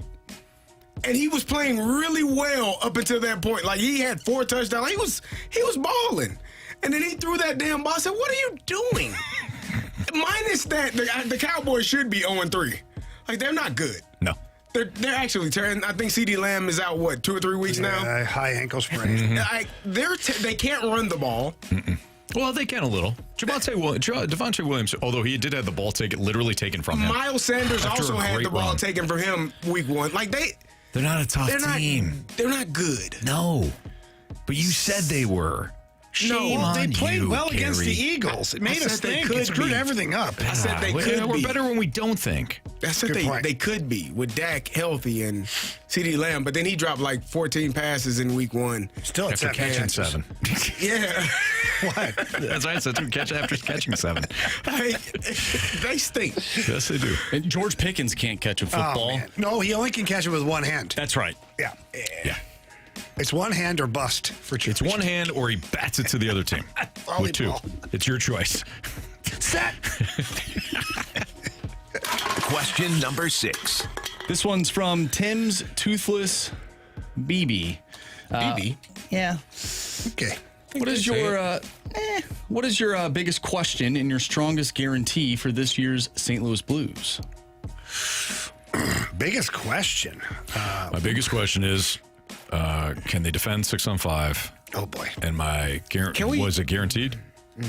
Yeah, your biggest guarantee. They win at least one playoff series. Wow, like Anthony! That. Oh, from the top rope. How about just don't have 6-on-5 situations? Just be winning by 5 or 6 goals. Then That would be nice. That's a better idea. You never That's even a really have good to idea, Carey. worry about it. I don't think they've ever thought of that strategy. I think that might actually be the best strategy. Yeah. You don't have to even worry about it if you're up by 5 or 6 goals. Now, playoff time, they're still going to pull the goalie, but you got such a cushion, it ain't going to matter.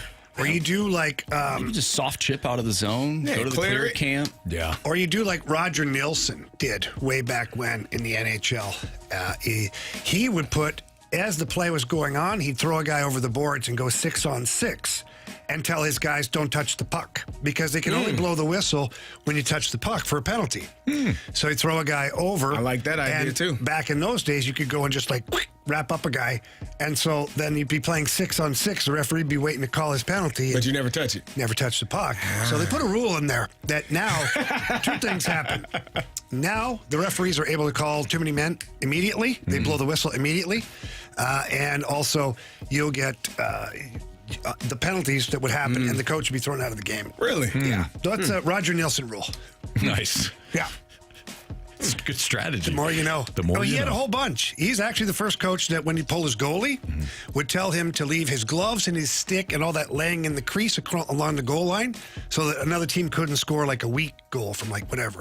Really? So then they had to put a rule in that says the goalie has to keep all of his gear. Yeah. Was he the change guy too? No, that was Jimmy Roberts. Yeah. But there are, I think there are like 3 or 4 rules now in the NHL rulebook directly related to Roger Nilsson for pulling all these stunts. That's incredible. He's thinking ahead of the game. He was. He certainly thinking was, outside the yeah. box. All right, it's Fastlane on 101 ESPN. Wow, we got the gauntlet already. We got a gauntlet contestant. All right, let's do that gauntlet next on 101 ESPN.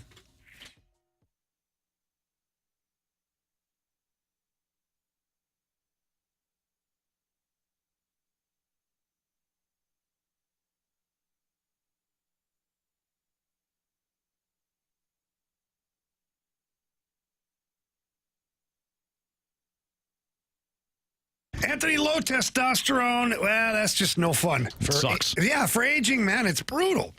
You just don't feel the same. You don't act the same. People can tell there's a difference, and really, it's treatable. It's very easily treatable. Just get into mentality, sit down with their board-certified physicians. They do a great job of walking you through the process. And if you're nervous at all about any of it, don't be. The questions are simple. They're everyday questions, things that you do on a daily basis. And then the blood panel is just like anywhere else. Give a little bit of blood, and they get all the answers that they need to formulate your program from you. If you care enough, you're always researching ways to improve yourself. I don't care what it is. Well, if you're not even to that point anymore, you're like, I don't know where to start. Start with mentality. They concentrate on the free testosterone therapy, the free testosterone that's within our bodies, right? They increase that. All of a sudden, you start to feel that drive come back. The energy comes back. You're not tired all the time. You're not gaining weight anymore. Not snapping at people. Your mood isn't all over the place. You feel fantastic. You feel like you're younger again. And when you get in the gym, you really notice the results. Or when you're at home and you're playing with the kids or doing some yard work, whatever, you really understand that mentality works. 2 different locations. One in South County, one in Chesterfield.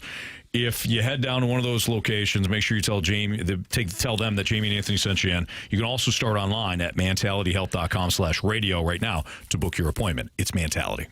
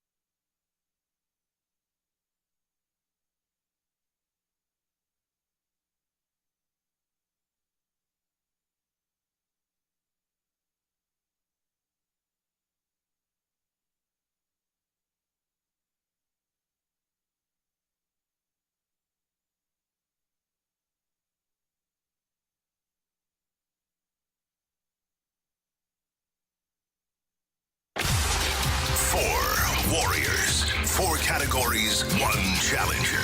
Can you survive the Gauntlet? Brought to you by Blue Note Roofing. Roofing, siding, and gutters. Visit BlueNoteRoofingSTL.com for a free inspection. 402, your time check is brought to you by Clarkson Jewelers, an officially licensed Rolex jeweler, with Carey Davis, Andrew Marsh, and Jamie Rivers. I'm Anthony Stalter. And we welcome in Ryan to the program. What's up, Ryan? How's it going? It's going great, man. Appreciate you joining us. Thanks for playing today. Would you like to take on Andrew Marsh, Carey Davis, Jamie Rivers, or me in the Gauntlet today? I kind of feel after the 63-10 drubbing the Illini, I'd take Carey might be off his game a little bit. I'll take Carey. Carey Davis.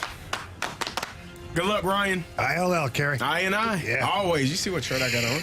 LOSE. Whatever. Hey, you spelled it right. Jamie. Some people don't. Come on, man.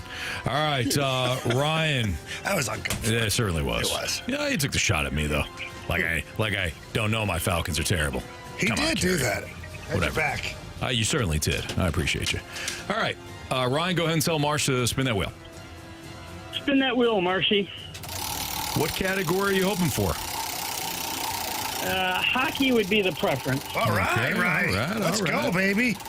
Let's see if the wheel chooses hockey. It did not. Son of a gun. However, it did not choose football, which Carey loves football. Is this random? It is not random. It is baseball. Oh, baseball been very, very good to me? Yeah. All right. Okay. Ryan, how you feel about baseball?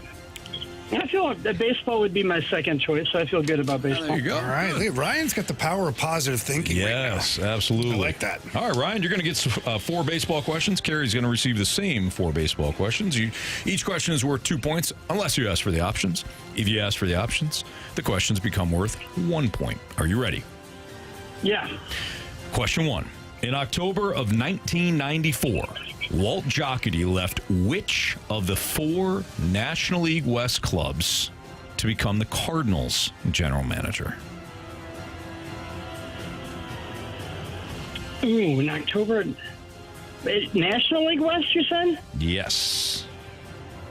Oh, because I thought he had been with the A's. So National League West, you'd have Giants, Padres,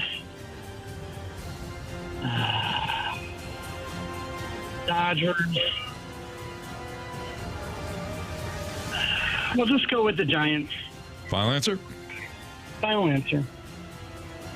All right, Ryan. Question 2. This is the first time in Detroit Tigers franchise history that they've had 3 homegrown players reach 25 homers in the same season. Riley Green, Spencer Torkelson, and who else? Riley Green. Can I get the options? You sure can. Is it Zach McKinstry, Kerry Carpenter, or Dylan Dingler? Kerry Carpenter. Final answer? Yeah. Question number 3. Identify the spitball artist who won 314 games with a 3.11 ERA and 3,534 strikeouts. Spitball artist.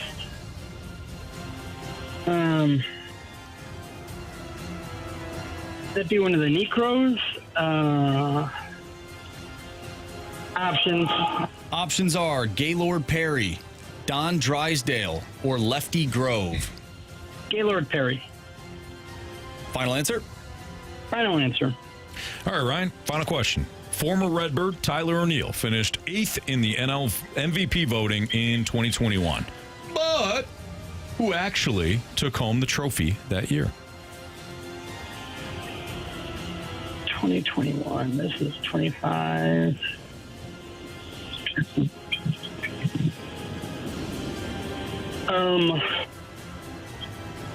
Is that the Goldschmidt year? Paul Goldschmidt. Final answer? Final answer. All right. All right. We're going to bring back Carey from the Cone of Silence. Ryan, how you feeling? So-so. So-so. We'll see if so-so gets it done today. Better than not great. Yeah, that's true. All right, Carey's walking back in from the Cone of Silence. He's rocking his Illinois T-shirt today. Forever and always, man. ILL. We'll get to the one game, buddy. Debacle. One game. In Bloomington. It was bad. Oh, it was very, very bad. In about 10 minutes. Carey, how was the Cone of Silence? It was silent. Just me and my thoughts. Okay. Carey. Yeah. Your category today is baseball. Oh, pack a lunch. Let's go. Here we go. In October of 1994, Walt Jocketty left which of the 4 National League West clubs to become the Cardinals GM? Whew. I do feel like I would know that if I hear the options. I don't think I can get it without the options. 94 National League West. Mm-hmm. So it's jumbled up in it. Options, please. No. Is it too late? Well, he hasn't heard. He hasn't heard an option. He hasn't heard the option, so I'm okay with it. I'm okay with it too. I feel like it was the Reds. Reds, final answer. All right, Carey, question 2. This is the first time in Detroit Tigers franchise history that they've had 3 homegrown players reach 25 home runs in the same season. Those players are Riley Green, Spencer Torkelson, and who else?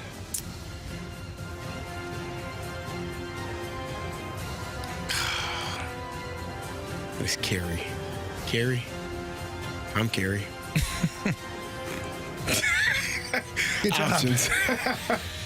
Options are Zach McKinstry, Dylan Dingler, or Kerry Carpenter. That's who I was thinking.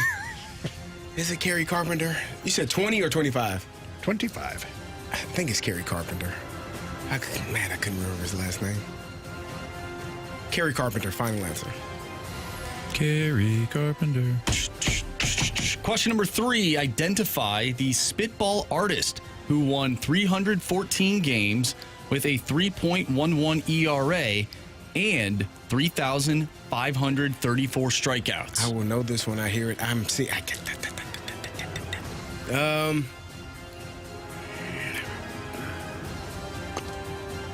Yeah.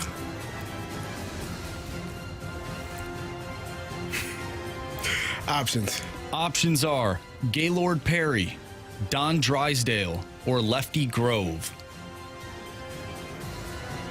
Gaylord Perry, final answer. Final question, Carey. Former Redbird Tyler O'Neill finished 8th in the NL MVP voting in 2021. But who actually took home the trophy that year? 2021? Mm-hmm.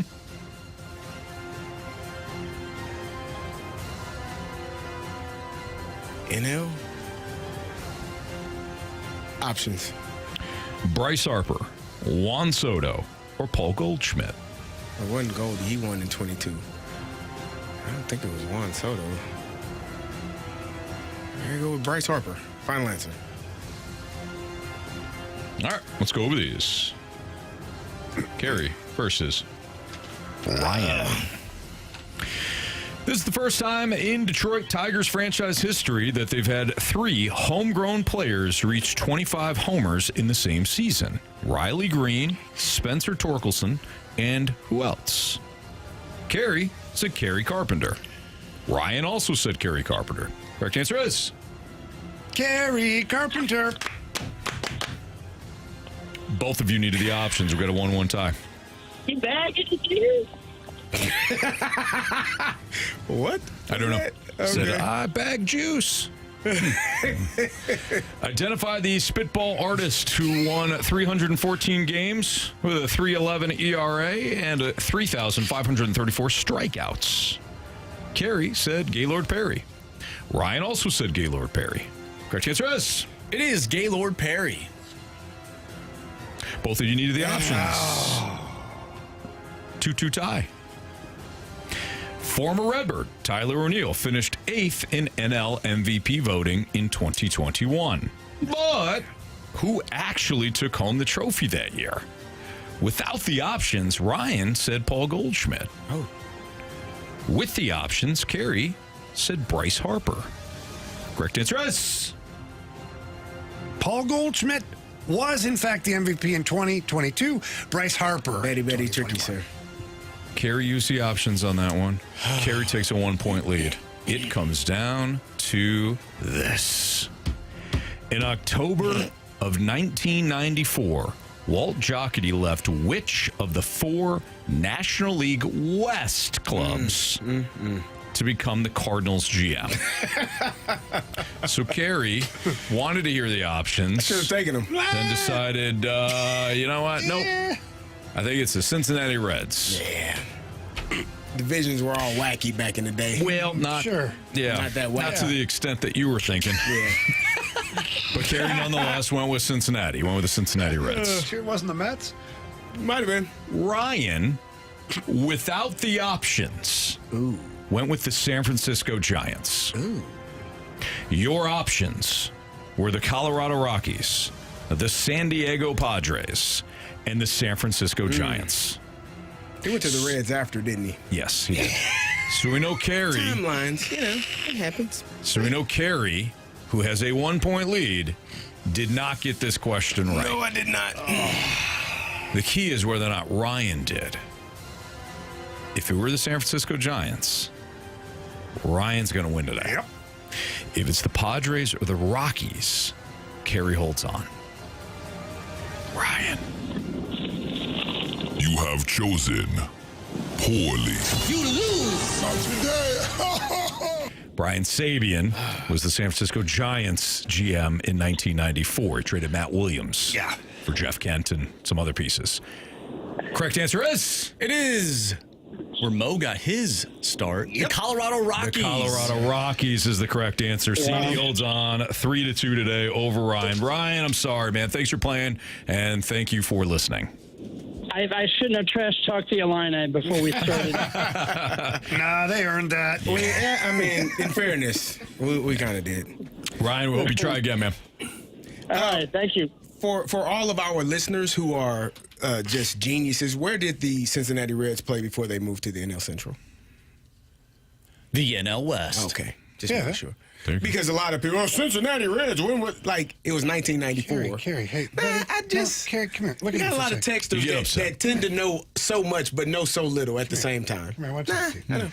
What I want for you more than anything in this world is just enjoy the victory. Don't worry about some of those people, okay?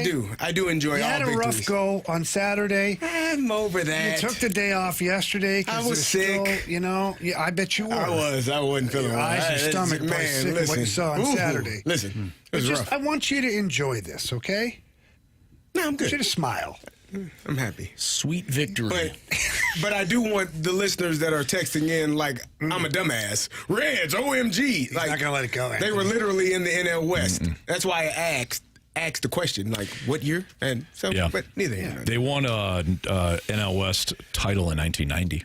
Jeez Louise. And it makes sense. It makes sense that the Reds are in the National League West. Nah, it doesn't make sense at all. Not geographically, it does. Trust me. I know my geography.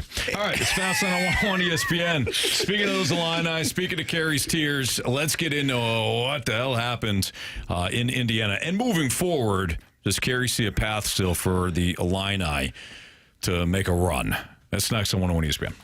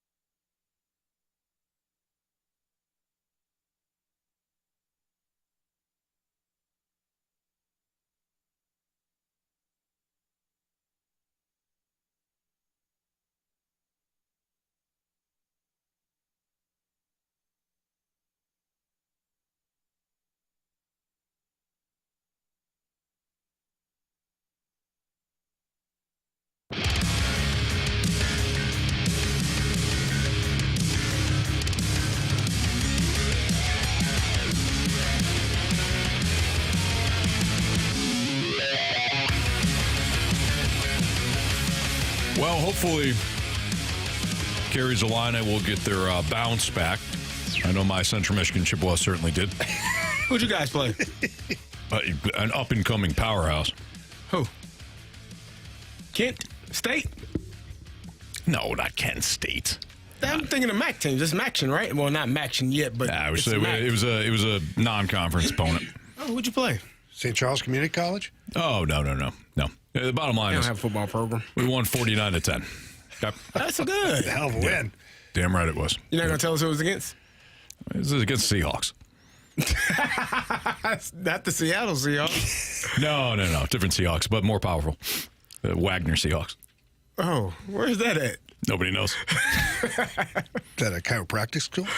But look, we beat them. Hey, a win is a win, man, and that's more than what we were able to do this past weekend. All right, so Carey, a lot of people were asking where you were. They wanted blood yesterday. Well, I called off on Friday, so let's make sure we get that understood. I didn't call off because the Illini got smacked, which we did. T-Bone did.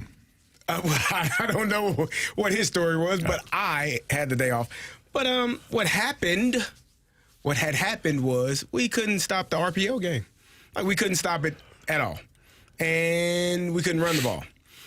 And we couldn't protect the quarterback. Mm-hmm. And when you do all of those things, when you put all of those things together, Jamie, when they come together. Yes, come together.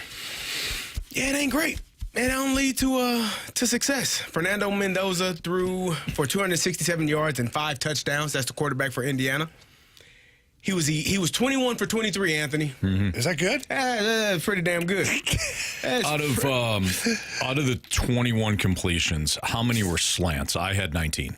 Probably at least 15. At least 15 were 91% completion rate. He didn't throw the ball downfield. So we had some real issues with the slot receiver beating our slot corner off of an RPO, getting inside, running a slant, and those guys had a field day. That's really what it was. Like, you look at a long of 40 yards for Kalen Black. He's a running back. Oh, no, that's rushing. Look at a long of 39 yards for Cooper. That was a slant route that he caught and didn't get tackled, and he picked up 39 yards. Same thing for the other receiver who had a long run. Like, it wasn't long passes. No. It might have been 2 long passes, and those might have been his 2 incompletions. Everything else was either at the line of scrimmage or within 5 yards of the line of scrimmage, and they just beat the hell out of us from start to finish. And I was telling you all, the first 2 to 3 drives of the game were evenly matched. We got a stop on third down. We got a sack, got the ball punted. They stopped us. We had a punt block, which if you get a punt blocked in college football or in the NFL, you generally win that game. It used to be like 90% win rate if you were to block a punt. Like, your team would win that game. I don't know, because it just shifts the momentum of what's going on. So they blocked the punt, scooped, and scored. The very next drive, we went down and scored. 3-play drive, 69 yards or 68 yards, something like that. 60-yard touchdown pass. Like, we were right back in it. And then there was a 4th and 1 situation where we stopped them on third down, and it became 4th and 1. They were about to punt. We called a timeout because of personnel issues. You give an offensive-minded head coach an opportunity to rethink 4th and 1 at midfield. They went for it, scored on that drive, and then they scored like 7 possessions in a row. Like, and it was nonstop. Mm-hmm. It was up and down the damn field. We couldn't run, we couldn't pass, we couldn't block, and we could not stop the slant route on the RPO. So it wasn't good. Got to be better. I looked at Jamie in the office before the show, knowing we were going to talk about it. And I looked at you, Jamie, and I go, all they're running is slants. That's it. That's all they ran. And they got to Luke Altmaier over and over and over and over again. Do you think he files a report? I think the offensive line, and I will say it wasn't just the offensive line. It was running backs. Like, everything that could go wrong offensively when it comes to protection did go wrong. It was the running backs not picking up, not blocking. It was the offensive line. And then it was times where Luke held the ball too long. Mm-hmm. So when you look at that, 7 sacks, like, that's not all on the offensive line. They weren't just getting smoked. There were a couple of possessions where they did, but then there was a couple of possessions where the running back didn't pick up the linebacker, where Luke was having time and held the ball too long, didn't get rid of it, didn't decide to scramble. So all the facets of football that could go wrong did go wrong. They didn't stop the run. They didn't stop the RPO game. They didn't pass protect or block well enough in our own run game. And special teams killed us, both with the punt block, with the not having enough people on the field that allowed them to go for it on fourth down.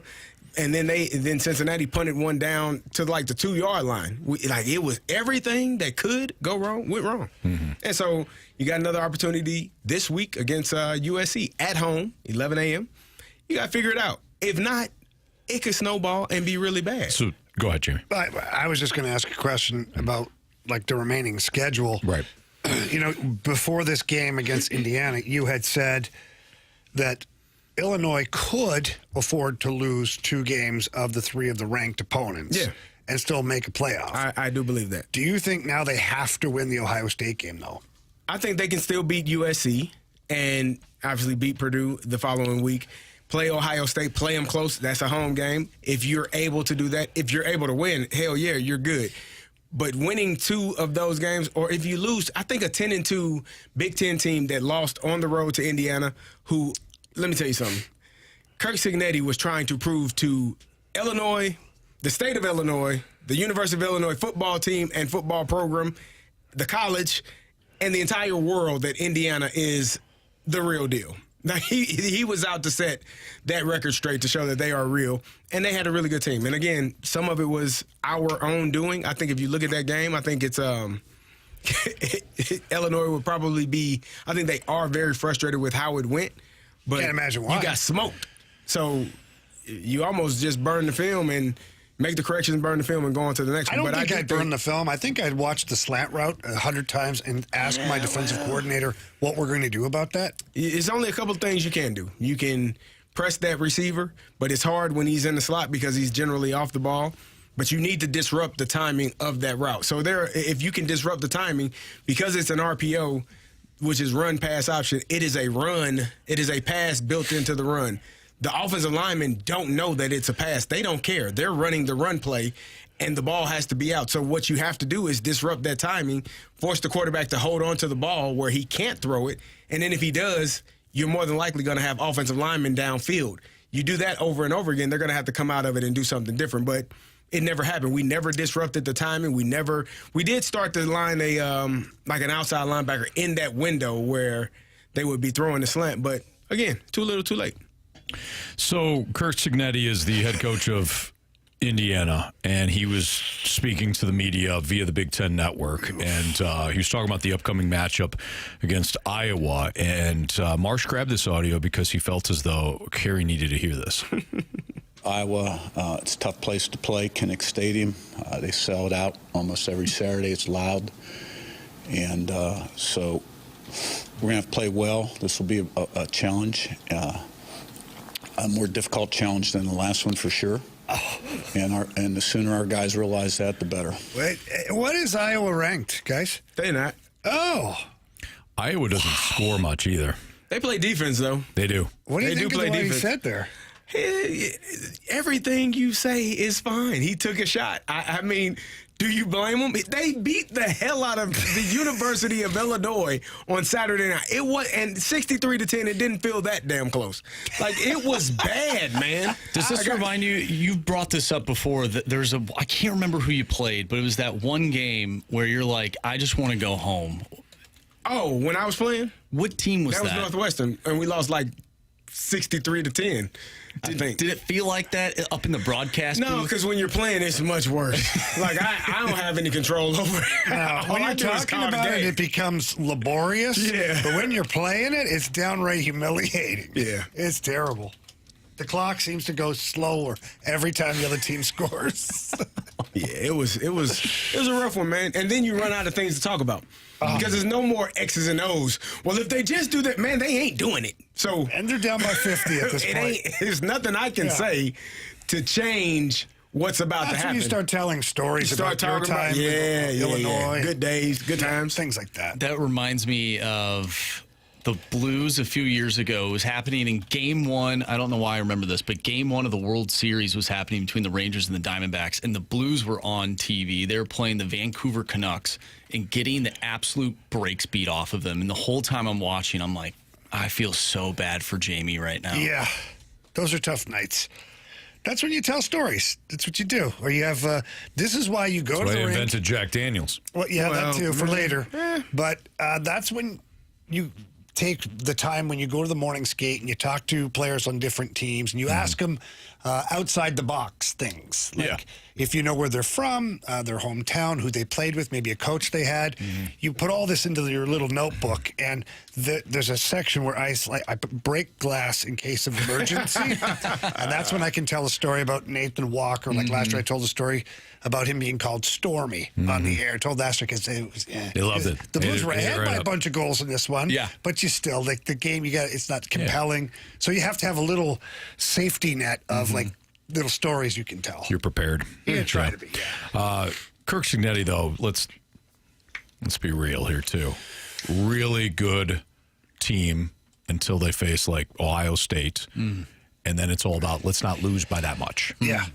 That's Cignetti's game. So he can talk some smack. But let's go back to that Ohio State game when he put it in a neutral so that they wouldn't get beat too badly. Instead of actually trying to win the game. Season on the line and you're punting. Yeah, that was strange. That's what I'm saying. Yeah. Yeah, against Notre Dame. That was Notre Dame. Oh, he did it twice then. Because he did it against Ohio State. He popped that B into neutral against Ohio State and then did it again against Notre Dame. I understand the Ohio State, like, regular season still. Let's play. Season's on the line. Why are you punting? We're going to lose. Let's not lose that badly. It's like Mizzou kicking the field goal. They're down 45-7. Why you gotta drag them into this? They're having a good year. Yeah, why are you gonna do that? Don't do that because they get bothered. Oh, I said somebody chirped me the other day. Mizzou, baby. M-I-Z-Z-O-U. Even though I'm cheering for that team and I'm praising them, I'm still catching strays. Are you? Yeah. I feel like, what is this? I love the way Mizzou's playing. 5 positive things, 1 negative thing, Jamie. This guy, he's got a fake account or whatever. BK said something about Mizzou, and he goes, "Can you tell Jamie Rivers to stop being a little bitch?" Okay. Are you being a little bitch? I don't think so. I praised them. I said that Bo Perbula looks the part. He's playing great. Can I call a timeout? Sure, Can I use one of my timeouts here? Yeah, you can. Have you ever said anything negative about them? Have you ever alluded to any sort of negativity? I've never said anything negative about the Mizzou football team. Have you ever alluded to any sort of negativity at all, or a Mizzou players? Yes. Then, then. But the funny thing is, I've actually never said anything negative about the team. You're gonna get it. Okay. It is. One rule. Is funny. One rule.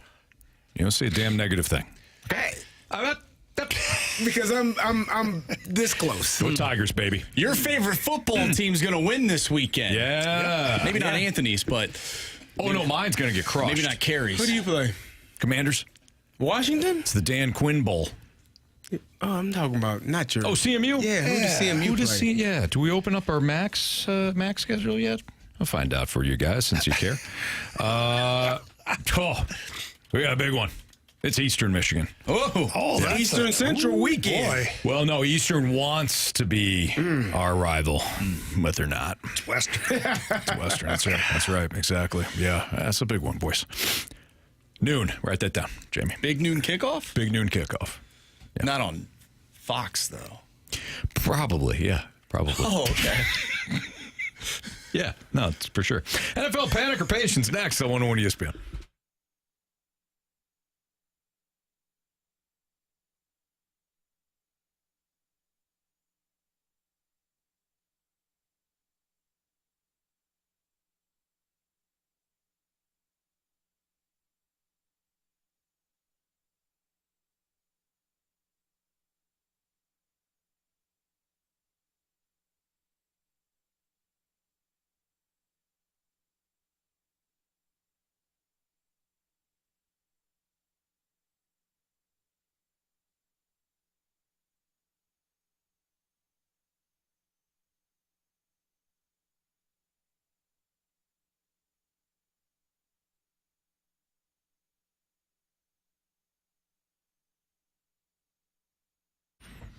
You can play Underdog all season long. It's the best place to select your entries, win money, and you can do so right here in Missouri. And I got a promo code that you can use. In fact, it's just my first name. But I'll tell you what the offer is. Underdog Fantasy makes it easy to cash in on your football knowledge. All you have to do when you download the app or go to the website is choose whether or not a player is going to go higher or lower on their stats. That's it. So if you're that person that is constantly telling certain people, yeah, I knew that so-and-so was going to have a big game, or yeah, I knew my team was going to shut down this running back. Why don't you get paid for it? Underdog makes it easy. Like I said, choose whether or not a player is going to go higher or lower on touchdowns, receiving yards, interceptions, rushing yards. They've got fantasy stats you could choose higher or lower on. So if you think somebody's going to have a big fantasy day for your team, you could pick a couple of those, put it in your Underdog card, and then for as little as $1, you can play at Underdog, and depending on how large your entry is or how long your entry fee is, you could win up to 5,000 times your cash just for playing at Underdog. So download the app today. Here's that promo code I was telling you about. Just remember my first name, Anthony, to score $50 in bonus funds when you play your first $5. Again, that promo code is my first name, Anthony. Millions of fans have already won billions making plays on Underdog. Will you be next? Underdog, make plays, win money. Must be 18 or older and present in Missouri. Terms apply. See assets.underdogfantasy.com/web/play and get terms _DFS_.html for details. Concerned with your play, call 1-800-GAMBLER or visit www.nsbgambling.org.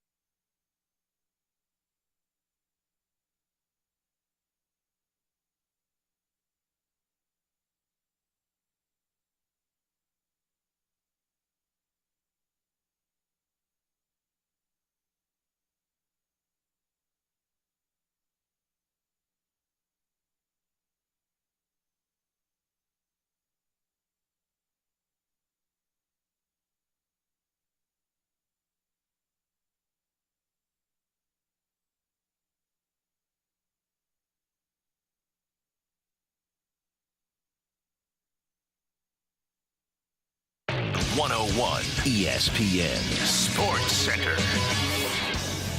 I'm Andrew Marsh. It's time for a Sports Center update driven by Johnny Londoff Chevrolet and Johnny Londoff Autoplex. The Cardinals back in action tonight, taking on the San Francisco Giants. Andre Palante on the mound. He'll face off against Logan Webb.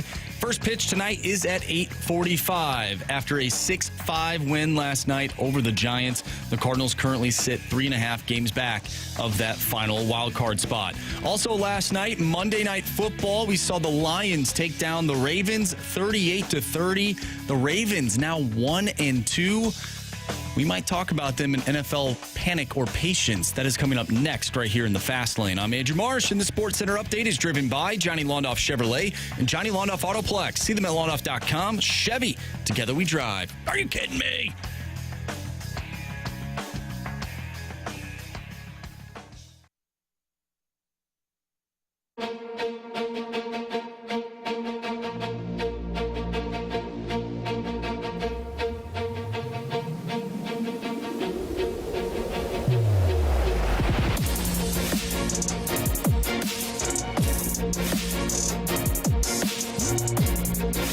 Time to play panic or patience with certain NFL teams following week 3 in the NFL. Hand selected by our very own Andrew, the Viking, Marsh. Whoa. I like that. You like that? You like that, Kirk? You like that? Football? I do. All right. What do you got? All right, let's start with the Houston Texans. 0-3 right now. Not great. Panic or patience? Panic. Quickly. Beep. The panic is That is a panic bus in Houston. Oh, my goodness. 100%. What the hell is going on? Well, they are finding, they have now become the team that has, well, really, they're the Texans of not too long ago. they're finding ways to lose. Nico Collins puts the ball on the ground. They finally, like, they didn't look good offensively. Start to come alive. Nico Collins has a wide open touchdown. He scores to tie it to make it 10-10. Defensively, I think they got an interception, got the ball right back, and boom, take control of the game, right? C.J. Stroud finds Nico Collins. I think it was a deep dig or something. Puts the ball on the ground. Jaguars recover, wound up winning the game.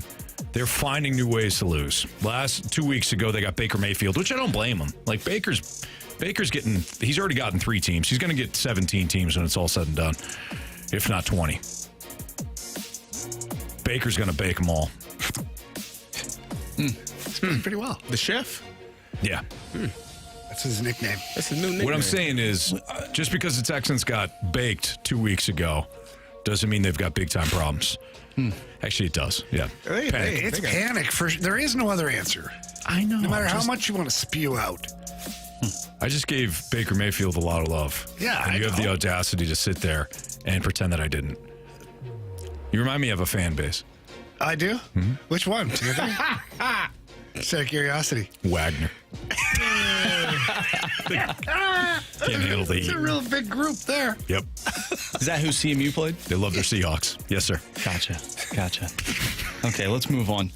How about the Cincinnati Bengals? They're 2-1 right now, but of course, no Joe Burrow. Yeah, panic. Man. Start selling off pieces right now. They don't play defense. They can't protect any quarterback. The only thing they ever had was Joe Burrow, and he's gone now. The only thing they ever had was Joe Burrow and 2 wide receivers. Yeah. That's it. I watched T. Higgins and Jamar Chase walk off the field, and they just look like 2 guys that, I mean, just got to be extremely frustrated. They look like Tyreek Hill and Jalen Waddle. Last year. Did you see Jamar Chase not blocking? Did you see the video of that? He's not paid to block. That can't happen. He's paid to catch the ball. This is why I have so Amon-Ra much. St. Brown blocks. Yeah, you beat me to it. This is why I have so much respect for Amon-Ra St. Brown. The way he plays from start to finish, whether his team is up by 40 or down by 40, he's going to block. He's going to play the same way. That dude is like the epitome of what a wide receiver should be. But yeah, it's the Bengals are about to check out here. Yeah, about to. They have. Sorry. No, okay. Yeah. The Bengals have already checked out. My apologies, Carey. Yeah. Anthony, let's turn our attention to your Falcons. Yeah, you already knew where I was going with that. Panic. They're terrible. They are terrible. Sorry, Anthony. They're not good. They're not good at all. No, I apologize. They're terrible. They don't have a passing game. Why is it so bad? They think you can't do they anything. Got too much talent on their team to not score any points. Carey. When do they unlock the cage and release the Cousins? When do they unlock the cage and release the Penix? Junior. I don't think he's got it, man. Okay. First of all, it's been 5 games. Well, second of all, he's got a howitzer for an arm. Yeah, that's why they run the ball every play. Well, I got no problem with them running the ball when they can, but when they have to pass it, and you're running, I mean, they're not even running. It would be disrespectful for me to sit here and say the Falcons have a high school passing offense, because most high schools in this area are 10 times more creative than what the Falcons do in a passing game. Are they just not creative because of their concept or because they don't trust the QB? There's no, I don't think that there's. I'm asking. I don't know. Okay, well, you're supposed to know. It's your team. But the kid played college ball for 19 years. He should be fine when it comes to understanding passing concepts. He doesn't look good though, Anthony. He didn't look good that last game. They continue to have like wide receivers be an outlet. Why? Why would a wide receiver be an outlet? You're supposed to use them to, I don't know, free up other wide receivers and tight ends. You got him as an outlet. Carolina's corners just sat. They're like, well, at some point he's going to throw to this guy. And guess what? He did. Pick 6. They can't get the play call. They called a timeout, huddled up, got back on the field, and got a delay of game penalty. I'm sorry. Hard to do. You should have been fired right then and there. Bad. That's hard to do. You don't even have to go back to the huddle. You just line up. You know the play. Yeah, Zach Robinson should have been fired immediately. Raheem Morris, if he's paying attention, I don't think he is, should have looked up to the booth and said, hey, you on the mic right now? You're fired. Maybe you should send him a voice memo like Kirk does after every games. game. You know Kirky's loving this. You think Kirk is loving this. Kirk loves this. He needs a bigger cup right now because he's loving this so much. He needs a what? Bigger cup because he loves this so much. Like a red Solo cup? You know that Kirky football. He's just thinking, if we just keep running the same offense, Pennick's gonna be brutal, and then it's Kirky time again. You know he's thinking it. I would be looking to get out of there. I would be. No, he's not. You kidding me? To get to. He's watching this disaster play right now. Cincinnati. Oh my gosh! Could you imagine him behind that offensive line? That'd be fun. Can you imagine him behind any offensive line that's not Fort Knox? Because I can't. Anthony, that guy won a primetime football game for your team last year. Oh yeah, how do you do in the middle of the year when he was throwing games? Anthony, he wasn't throwing games. He was throwing interceptions. He was trying? That's even worse. He was throwing interceptions. That's even worse if you're telling me that he was trying. You're telling me he was trying. You're such a moron. He's trying. Did you see the lollipop to the Chargers corner the one time? I did. I remember seeing that. Yeah. That one you was telling me he was really trying? bad. That was bad. He's so mad at his Falcons. I'm sorry that you know who I'm really mad at? I'm mad at you, and I'm mad at you. I said I'm sorry. Because you made me feel bad for crapping on a team that needs to be crapped on. You made me feel bad. And you were like, the 10th. 10th? I couldn't believe that either. Anthony, Wagner should be ranked ahead of the Falcons in the NFL power stack there. 10th? And you did it on purpose, Marsh, because you know the 10th spot in our stack up is a cursed spot. So guess where I have your Vikings this week? Oh, man. I'm going to fight for them. You know what? I actually put Minnesota at number 10, which would have, there's 2 of us. So did I. Would have landed us there. I actually took them off. I don't think they're a top 10 team. Yeah, well, we'll see about that. Okay. Really? Not yet. Really? Not yet. I'm just... Why's it got to be my team? Why can't it be Carey's team? They're 2-1. You know, and I even texted the group. I said, can I crap on my team again? I got 2 responses. Marsh said absolutely. Jamie said, go ahead. Nothing from you. Don't. So maybe you should change your pick. You got to believe. 2-1 Pittsburgh. No. Marcy's campaigning. Wow. All right. Let's do one more team here. The team that lost last night, the Ravens. Panic. Patience. They're patience there. They're fine. They're still a really good football team. Yeah. They just ran into a really good football team last night, and they had another one against the Bills. Yes. So they've got a couple of losses to some pretty good football. They should be 3-0. Well, no, they lost. They should be 2-1. They should be 2-1. I'm sorry, misspoke. I'm a little hot right now. Oh, just get it right.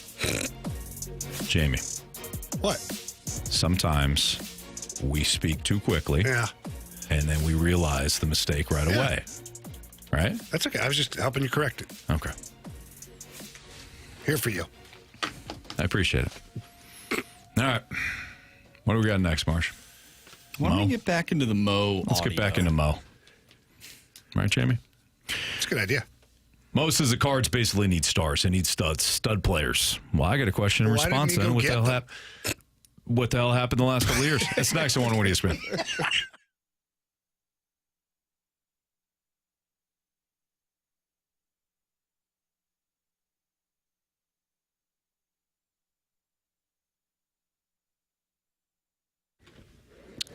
Did you know that Warren Buffett and Shad Khan, owner of the Jacksonville Jaguars, they invest in U.S. farmland? And why is that? Because that U.S. farmland gives you steady returns, long-term growth, and real stability. And if you play the stock market game, you have been waking up stressed out for the most part, especially the last couple of years. It's really tough to get a grasp on how the market's going to swing each day. Well, cut that out. Get involved with U.S. farmland. You don't have to be a millionaire or a billionaire to do it either. My guy, the founder of AgVest, Chris Bronner, is going to walk you through the process and is going to make you feel good about investing in U.S. farmland. And if you own U.S. farmland, AgVest can help maximize the value with full-service management from sourcing and diligence to rent, as well as tenant selection. So please, invest smart.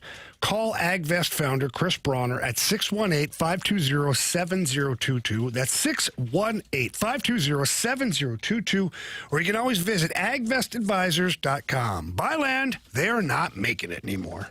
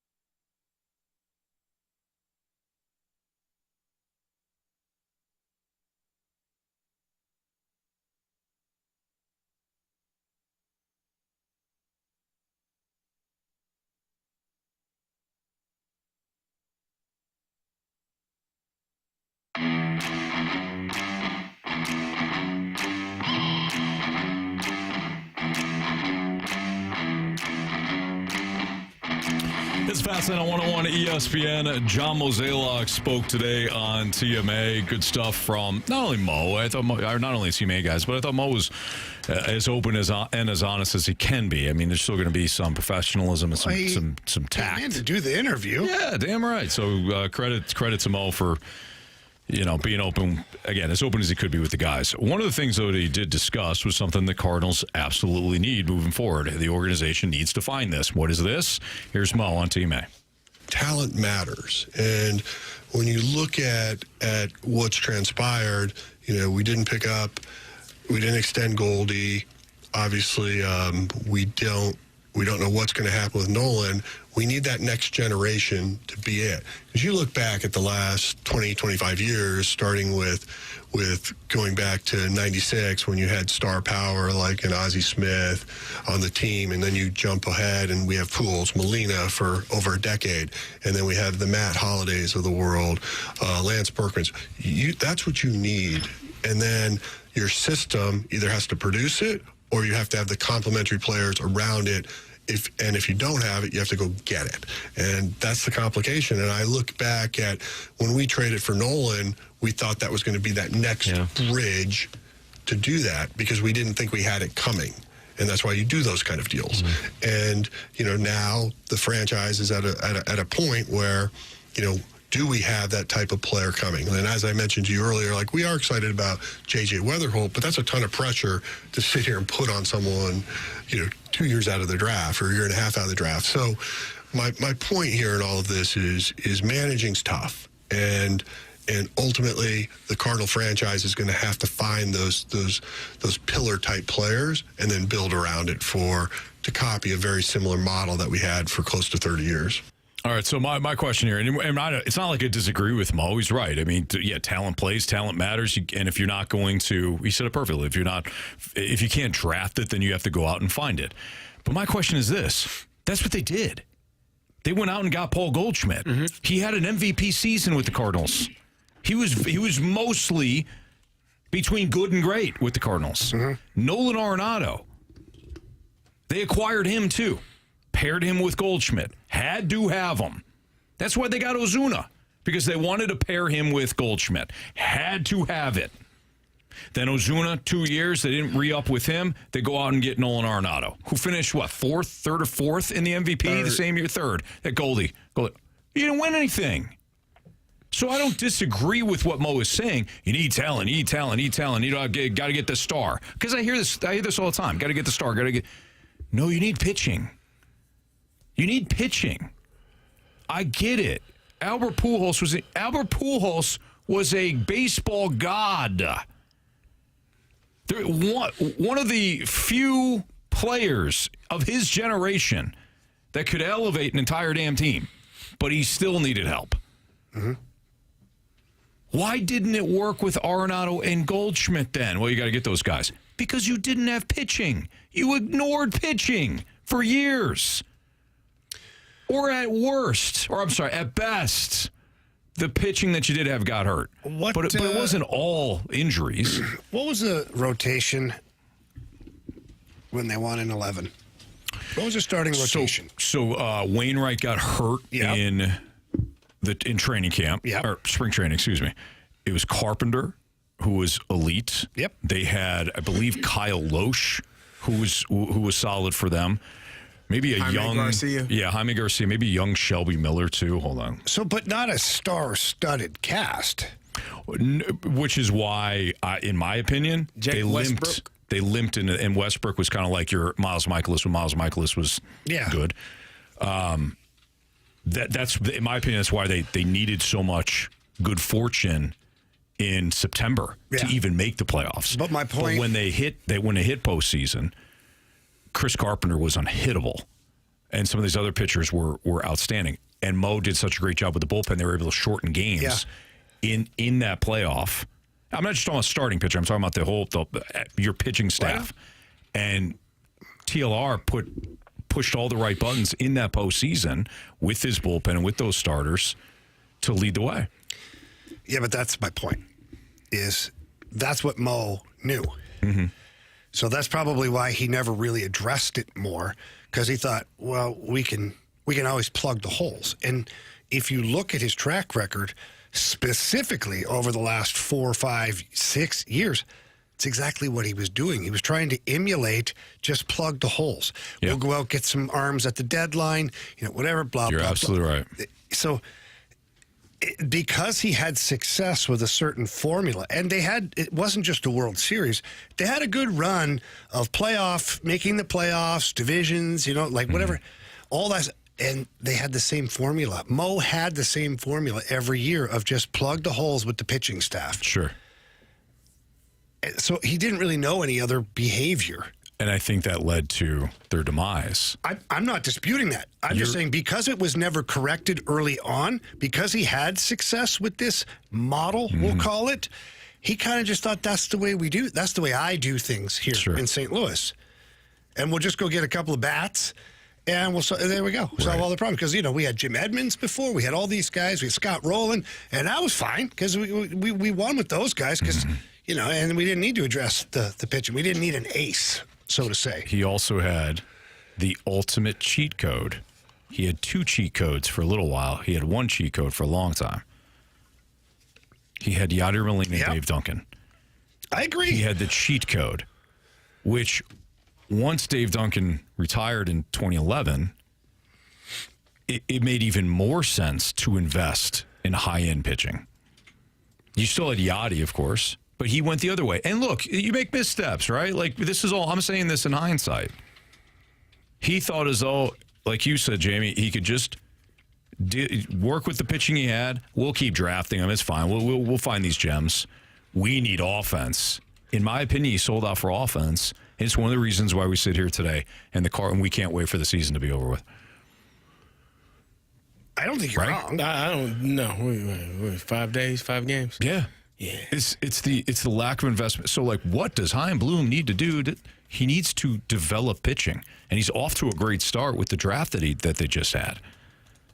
So, if there's a reinvestment in pitching, I think there's a reinvestment in winning, in my opinion. And I realize that the offense has failed them at times, but offense is a little more sporadic than we want to admit in the postseason. Shorter series, colder weather. It's why you have so many postseason heroes that come out of nowhere. Barry Bonds was not a good postseason player. Mm-hmm. You can look at. I mean, Albert was a freak, but Albert was a freak in every sense of the word. But there's big time stars who have struggled in the postseason offensively because they run into elite pitching.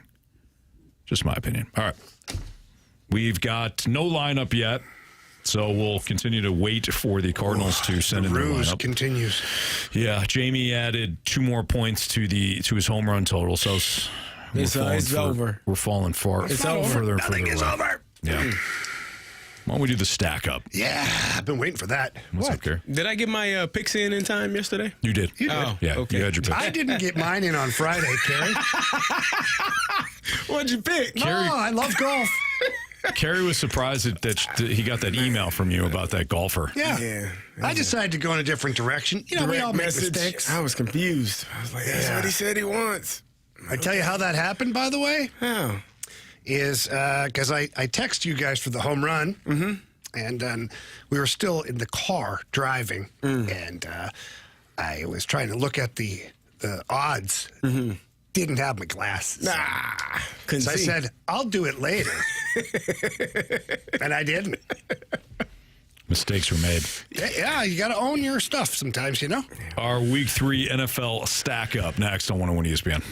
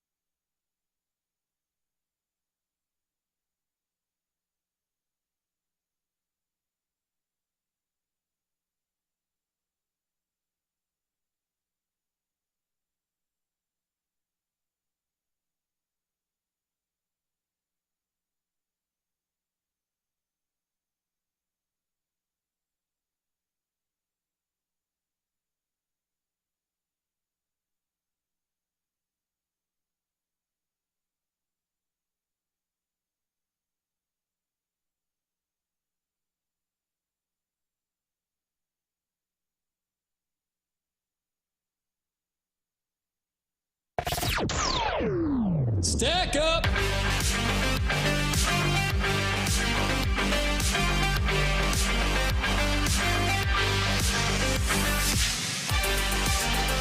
Your time check is brought to you by Clarkson Jewelers, an officially licensed Rolex jeweler with Andrew Marsh, Carey Davis, and Jamie Rivers. I'm Anthony Stalter. Time for the Fast Lane stack up the 10 teams, 10 best teams in the NFL. Maybe we'll actually try to get the 10 best this time.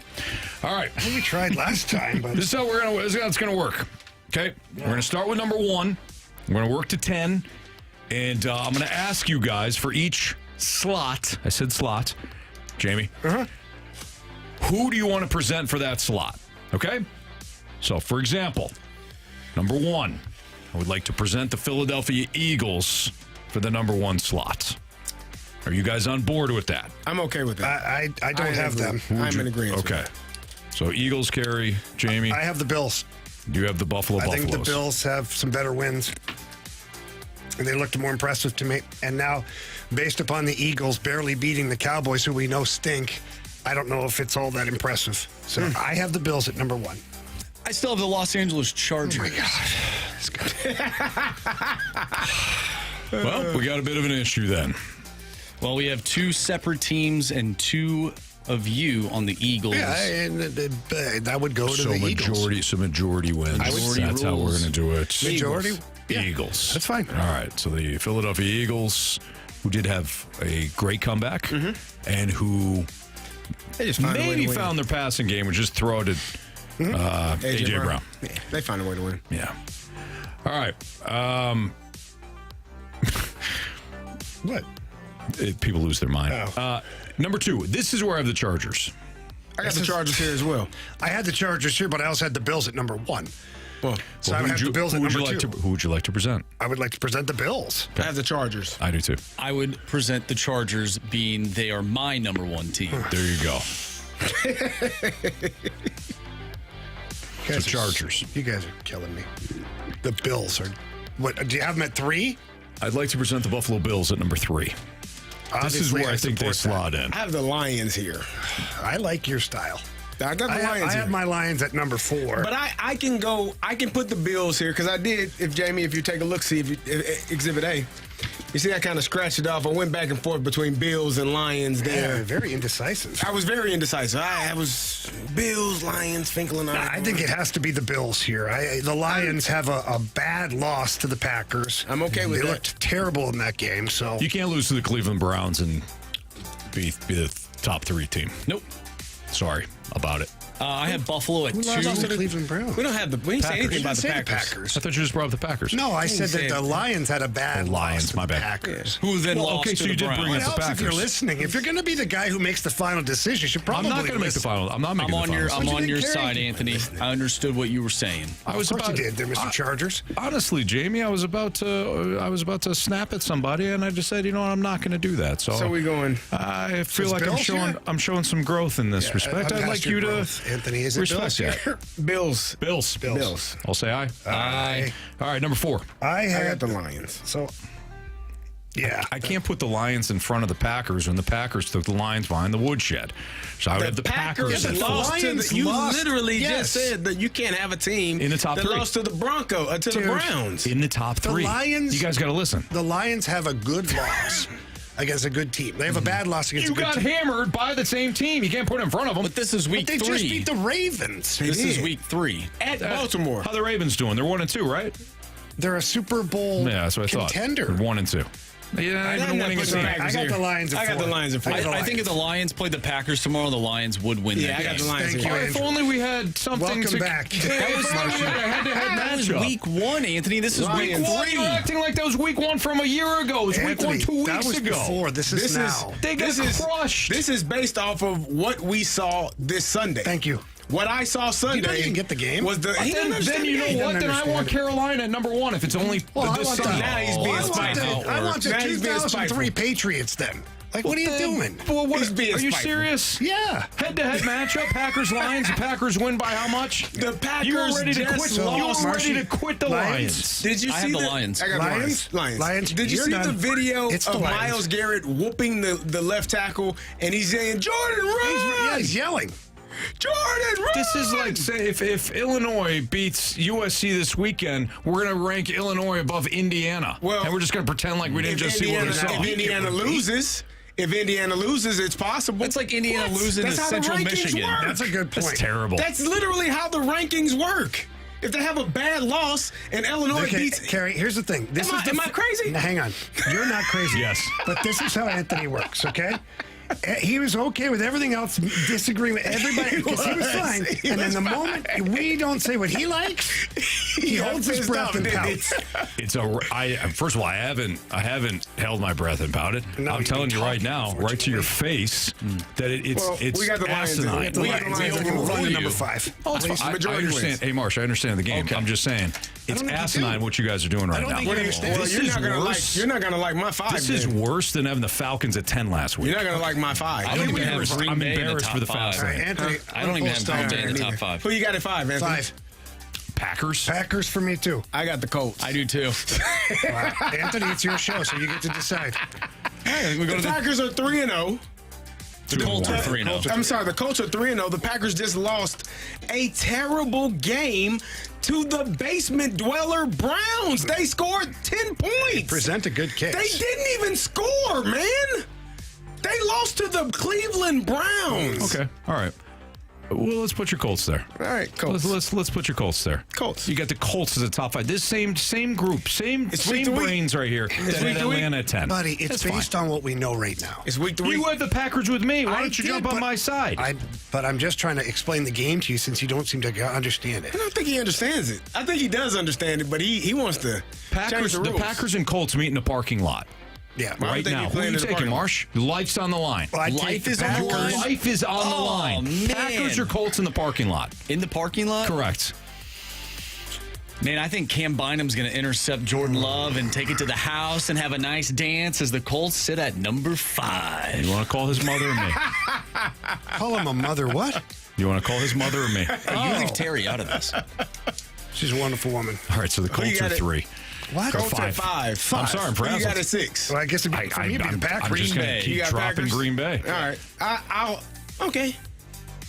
Oh, you're on board now? Sure. Okay. Where did you have Green Bay? 13th? Don't worry about it. It matters not now. I have at 7. I would have the Bucs. Yeah, I got the Bucs here. Yep, I have Tampa Bay as well. And I still think we're being disrespectful to that winning machine Baker Mayfield. Well, I had the Bucs at 6. So I had them at 6 too, but they got bumped for the Colts Packers thingy there. So 8. On my sheet, I have the 49ers at 8. I do too. I'm okay with that. I still have the Ravens because I think if the Ravens play the banged up 49ers, they'd beat them. But right now they're 1 and 2. So what are you going to do? But right now, okay, Jamie. Sometimes you don't even let me explain before you just cut my head off. Aggravated with you. I'm aggravated with all of you. So now we're all on the same page. All right. Number 9. 49ers here at 8? 8 49ers. I have the Ravens at 9. All right. I will do the Ravens at 9 as well. I wasn't even going to put the Ravens on my list. I know. You have turned your back on them. But they've lost to 2 pretty good teams. Yeah, but the way in which they've lost. Like, you got to lead versus the Bills, a 2-touchdown lead. You shouldn't lose that game. You had a lead against the Lions last night at some point. You can't continue to find ways to lose games as a whole. Anthony? I knew that was coming. I didn't even say anything. I knew that was coming. Who do you have then? Right here? Yeah. I think I got the Jags. Oh, my God. No. Oh, my God. Anthony, help me. I can't. Holy crap. I got the Jags. I can't. You supported Holy crap. them. I don't even get... Marshall, who do you I can't do anything. I have a team, you guys will probably disagree, but this team is 2-1, and they have a pretty good plus-minus differential in terms of scoring. I have the Seattle Seahawks. At 10? At 9. I prefer Seattle than the Jaguars. Wait a second. Didn't you have the Baltimore at 9? I did. Oh, so it's Baltimore at 9. Baltimore at 9. Because I have Baltimore at 9. All right. Now we're talking about 10. Well, then 10. I had Baltimore at 10, but I would make the case that Seattle could be the 10th team. I got the Vikings. I got the Vikings, too. Yeah. That's on. That's. Are y'all serious? Skull. That's done Especially intentionally. now with Papa Wentz. I'll do Vikings. Skull. Okay. It's intentional. That's not how the game works. No, that is how the game works. I actually picked them for real because, especially with Carson Wentz. Yeah. You know why? Because this spot in any stack up is cursed. Whoever you have slotted at 10 so loses. Perfect example. You guys put the Falcons there. They lost 30-0 to a winless team. Why does my team get to go in the 10 spot, but Carey's doesn't when we had the same record? We'll get to him. Marshy, I actually picked the Vikings. Because the Vikings would beat the drum, would beat the wheels off the I'm not doing Steelers. anything. Who would? The Vikings? Yeah. You guys trying to hurt me? Why are Yes. you isolating Anthony? Thank you. I Because picked him he's the too. one spearheading this. Well, he's Can you no, not see it? I had it Anthony on my did sheet. it. So Anthony did it intentionally. Yeah, Like, I actually had he it. probably didn't really have the Vikings I there. didn't. But he put them there I did. because he felt like That was today that when was I the arrived best here. way to I hurt understand Marsh. that. You just That's correct. happen to also put them in there, which then Why didn't you put the majority Steelers there? rules. I actually didn't even have the Vikings or Steelers there. Who did you have there? The Chiefs. Why can't we pick them so they can lose again? They've been winning all the time. No. Is it because you need a team to root for once your Falcons get eliminated? Oh, wow. This is a vindictive ass show. I'm sorry. Was I in the Vikings helmet in week 2? Or was that March for the Falcons helmet? Huh? This guy. JJ, nobody can find JJ McCarthy because of that horrible Falcons team rolled into your stadium. right. Carson Wentz didn't do too much, did he? He did. Well, he didn't have to. He He managed didn't the have ball. to because they the punt team and the punt return Kevin team, O'Connell. the special Defense. teams and Anthony. the defense. Yes. This upcoming March, Yeah. it will be my 30th birthday. That's right, the big 3-0. That's the amount of points that the Carolina Panthers scored on your football team. What does it say that the Panthers hung a 30 burger on us and shut us out and you guys couldn't? You know what? You know what that tells me, Anthony? You know what that tells me? What? That tells me the Minnesota Vikings should not be ranked 10th in this damn stack. And neither should the Falcons last week. So You brought this on yourself. So that's your stack up. Let's run through these teams real quick. Oh, man. Number 10, my Minnesota Vikings, who will prove the world and Ireland, who is a part of the world, wrong this weekend against Carey Steelers. Number 9, Baltimore Ravens. 8, San Francisco 49ers. 7, Tampa Bay Buccaneers. 6, Green Bay Packers. 5, the Indianapolis Colts. Number 4, Jamie's Detroit Lions. 3, the Buffalo Bills. Number 2, the LA Chargers. And number 1 is the Philadelphia Eagles. There you have it. There you have it. I'm exhausted. Everybody agreed on a lot there. All right. I don't think we have a lineup yet, right? I don't know. Let's take a look. Refresh. We got one. All right. We got one. Lineup game next on 101 ESPN.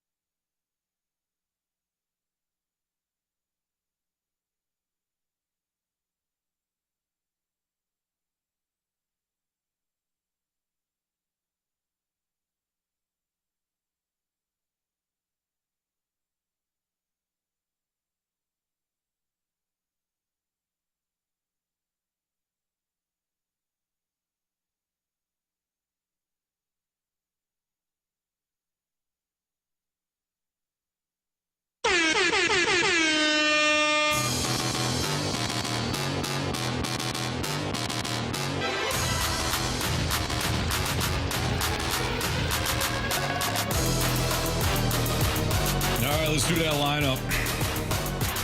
Cardinals, Giants tonight. As Jamie told you yesterday, Logan Webb on the hill. Logan Webb on the bump tonight. for the Giants. The Cardinals, of course, will counter with the undeniable Andre Palante. Logan Webb, a right-hander. All right. What happened with Donnie? Donnie okay? No. What's wrong with him? Hurt feelings. I just heard he quit. I don't think no, that's not true. That's not true. No, he's banged up. So this is Lars? This is Lars. Show us Lars. Taylor Tesser-Newper. International superstar. Watch out, don't run into any walls or anything. I think this is my guy here. I love croissant. Show us Yvonne Herrera. Oh, Yvonne? That's a French-ass name, Yvonne. Yeah, my little croissant. Little cheese on my croissant. Alec Burleson. Sure. You guys good with that? Yep. Show us Alec Burleson. I thought I told you I'm a star. You're already acting like you're a star, and we haven't even opened yet. Oh, hell, who is this? Show us Nolan Arenado. A lot of people think you get in your mid-30s and your career's over, but like I always say, until they stop scouting, I ain't going to stop playing. No, I didn't catch. I saw the game last night. Did they let Gorman play tonight? Nah, no. Who's pitching? Logan Webb. Logan Webb. Sajaci. Yeah, just move everybody up. Thomas Sajaci. Yeah. Show us Thomas Sajaci. Richard, do I have a mark on my face? It really hurts. Doing this again, huh? Nope, nothing. I thought I hit you on the shoulder. My shoulder doesn't hurt very much, but my face does. Well, this was Pages. Was 7. So probably not Pages. Probably not Pages. So it's probably Jimmy Crooks. You think it's Jimmy? Or Fermin, who's filling in for Donovan. I think Gorman gets to play. I think Gorman's going to play second base today. What did you say, Carey? Fermin batting this high? Yeah. You think so? Is already. It's important what you say right now. I'm with Jamie. Go with Gorman, Jamie. You want me to do that? Yeah, I want you to. Show us Nolan Gorman. You are so wrong. He's shaking his head. It's his fault. Show us Jose Fermin. I'll be back. I knew as soon as you said, Furman's not going to hit this high. There's going to be him. Whenever you're definitive about something, you just go the other way. Is it me or is it Jamie definitive? You. Okay. I don't know how I feel about him saying that. I don't either. Well, it's a crab sandwich, that's for sure. It's not even the sandwich. You didn't even have the bread. You didn't even. You just actually delivered just it. power dumped right in his yap. That's what she did. It's an open-faced crab Carey, sandwich. open up. It's an open-faced crab sandwich. Hold the bread. Yeah. Jimmy Crooks here?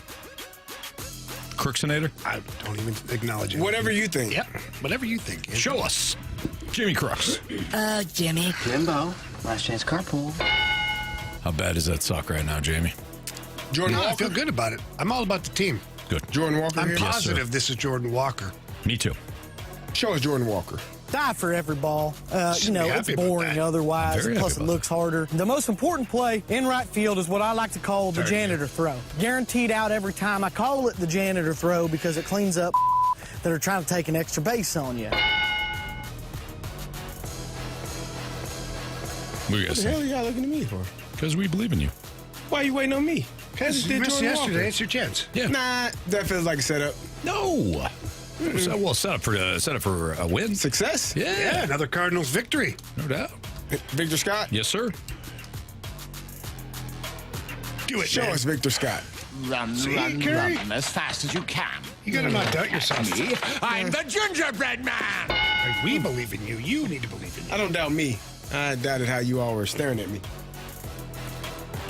With love? Yeah, that's what that was. I think it was. Marshy, go ahead and run that. All right, leading off in left field, Lars Nootbaar. Batting second, the DH, Yvonne Herrera. Batting third, your first baseman, Alec Burleson. Your cleanup hitter, third baseman, Nolan Arenado. Batting fifth, the shortstop, Thomas Sajaci. Batting sixth, second baseman, Jose Fermin. Batting seventh and catching is Jimmy Crooks. Batting eighth, In right field, Jordan Walker. And batting ninth in center field, Victor Scott II.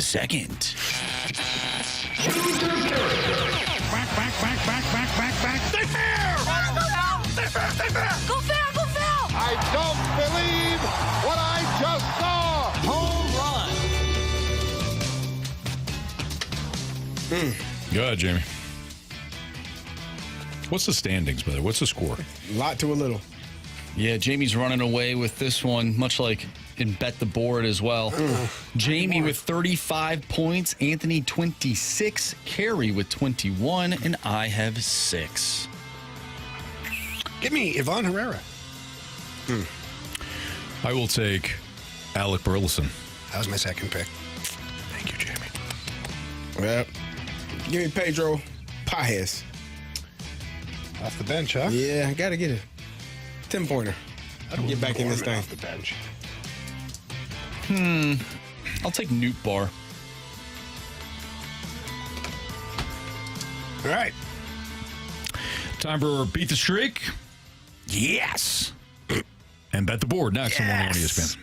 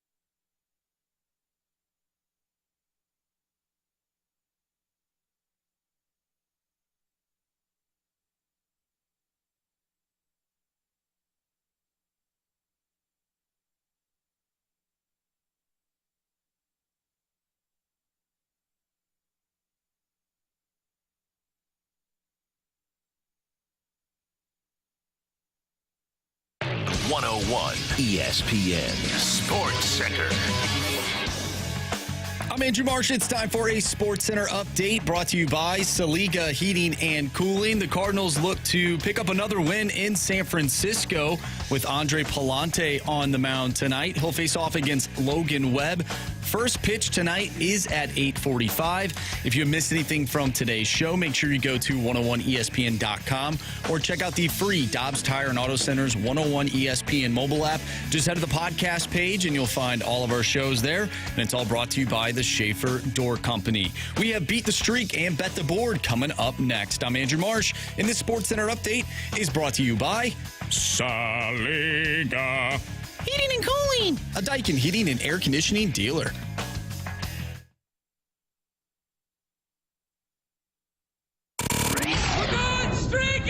I want to hit baseballs. All of my successes depend on me. You're ready to hit. The hits just keep on coming. And his first big league hit is a bullet up the middle.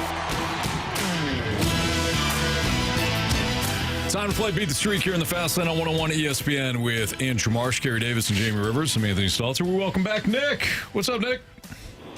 Hey, how's it going? Everything's great. Yeah. You're rolling right now.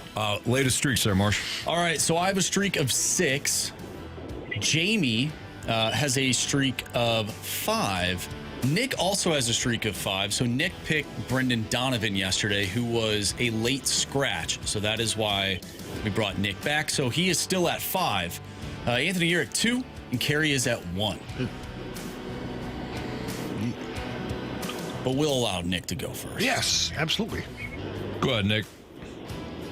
Let me get Alex Burleson. Hopefully he don't get scratched before the start of this game. No kidding. I need him to hit a home run. Yeah. Who is it? I'll go next. I'll just double down. Give me Lars Nootbaar.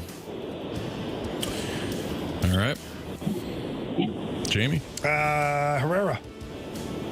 Oh, Ivan. Ivan. I will take Matt Chapman. Really? Almost took Willie Adames. How about you take Adames? What I want to do. Do you want Matt Chapman? Nah. I'll give you Matt Chapman. Give me Willie Adames. All right, give me Matt Chapman. You're a good man. Yeah, man. I got you. We're so far behind you guys. All right. Nick, best of luck to you, man. Keep it rolling. Yep, you too. Hopefully the Packers can learn from the Browns' loss, because that's my favorite team. At least you lost to 30-0. I had to lose to a bottom-end dwelling team like the Browns. Hey, they're on the up and coming here. They're going to be good. They got a new helmet. Yeah. It felt like a crab sandwich, Nick. I'm not going to lie. Yeah, it did. Yeah. At least I got Micah Parsons.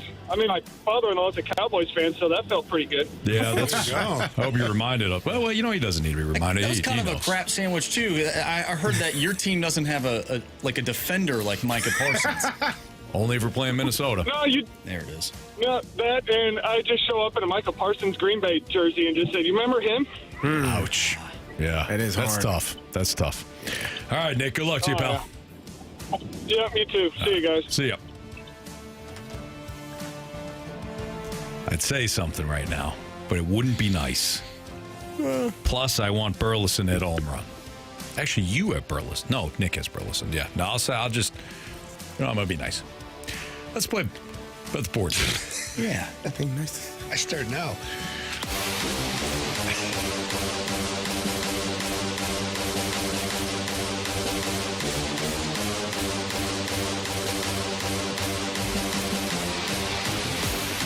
All right, Marsh, hit us with them standings.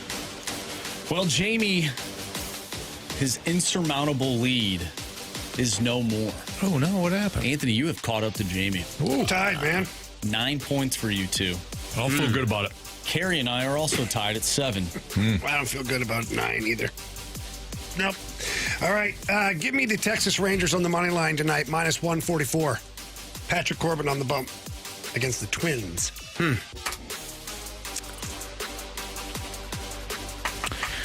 I will take the Milwaukee Brewers. Ooh.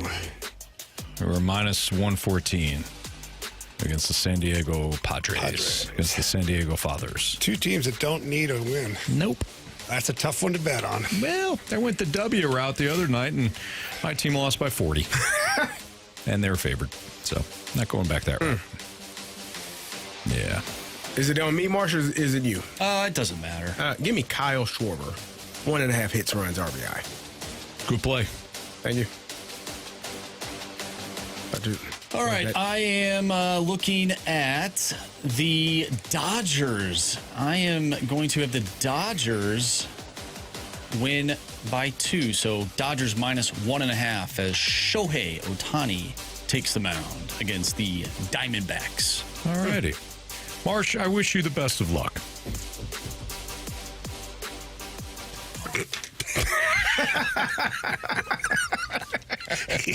I wish all of you the best. Oh, yeah, no. I wish you nothing but luck, Anthony. Thank you. Anthony, I hope you lose tonight. Wow.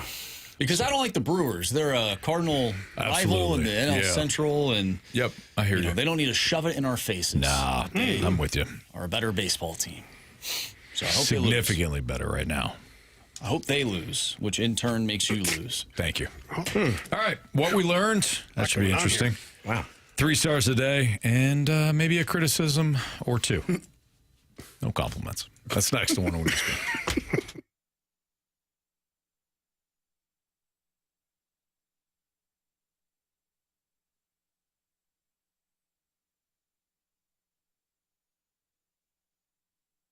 Hey, it's still September, which means you can still take advantage of 0% APR for 60 months, 0 down and no payments for 3 months from Auto Centers Nissan Herculaneum on the 2025 Rogue, Pathfinder, and Murano, all built in the United States, all backed by Nissan's top ranking in the latest J.D. Power Initial Quality Study. So we're talking about award-winning quality from day one, right from Auto Centers Nissan. They got their outstanding September sales event going on, the Winning Drive sales event. They've got over 1,000 vehicles, all in one massive location. So when you head online and go to AutoCentersNissan.com, and then you go to test drive the vehicles that you looked for online, guess what? They're not going to tell you, well, that vehicle's not here anymore. Nope. They've got all the vehicles right there for you to test drive, to, obviously take home with you. The experience the customer service is fantastic at Auto Centers Nissan. The experience overall is great. No games, no running around, just real savings and real selection. If you're shopping used, they've got you covered there too. 0 down and no payments for 3 months on a huge selection of used vehicles, all priced to move. And every new Nissan comes with rock bottom dealer pricing, exclusive lifetime warranty, and a 30-day return promise. Tell them Stalter sent you. It's Auto Centers Nissan and AutoCentersNissan.com.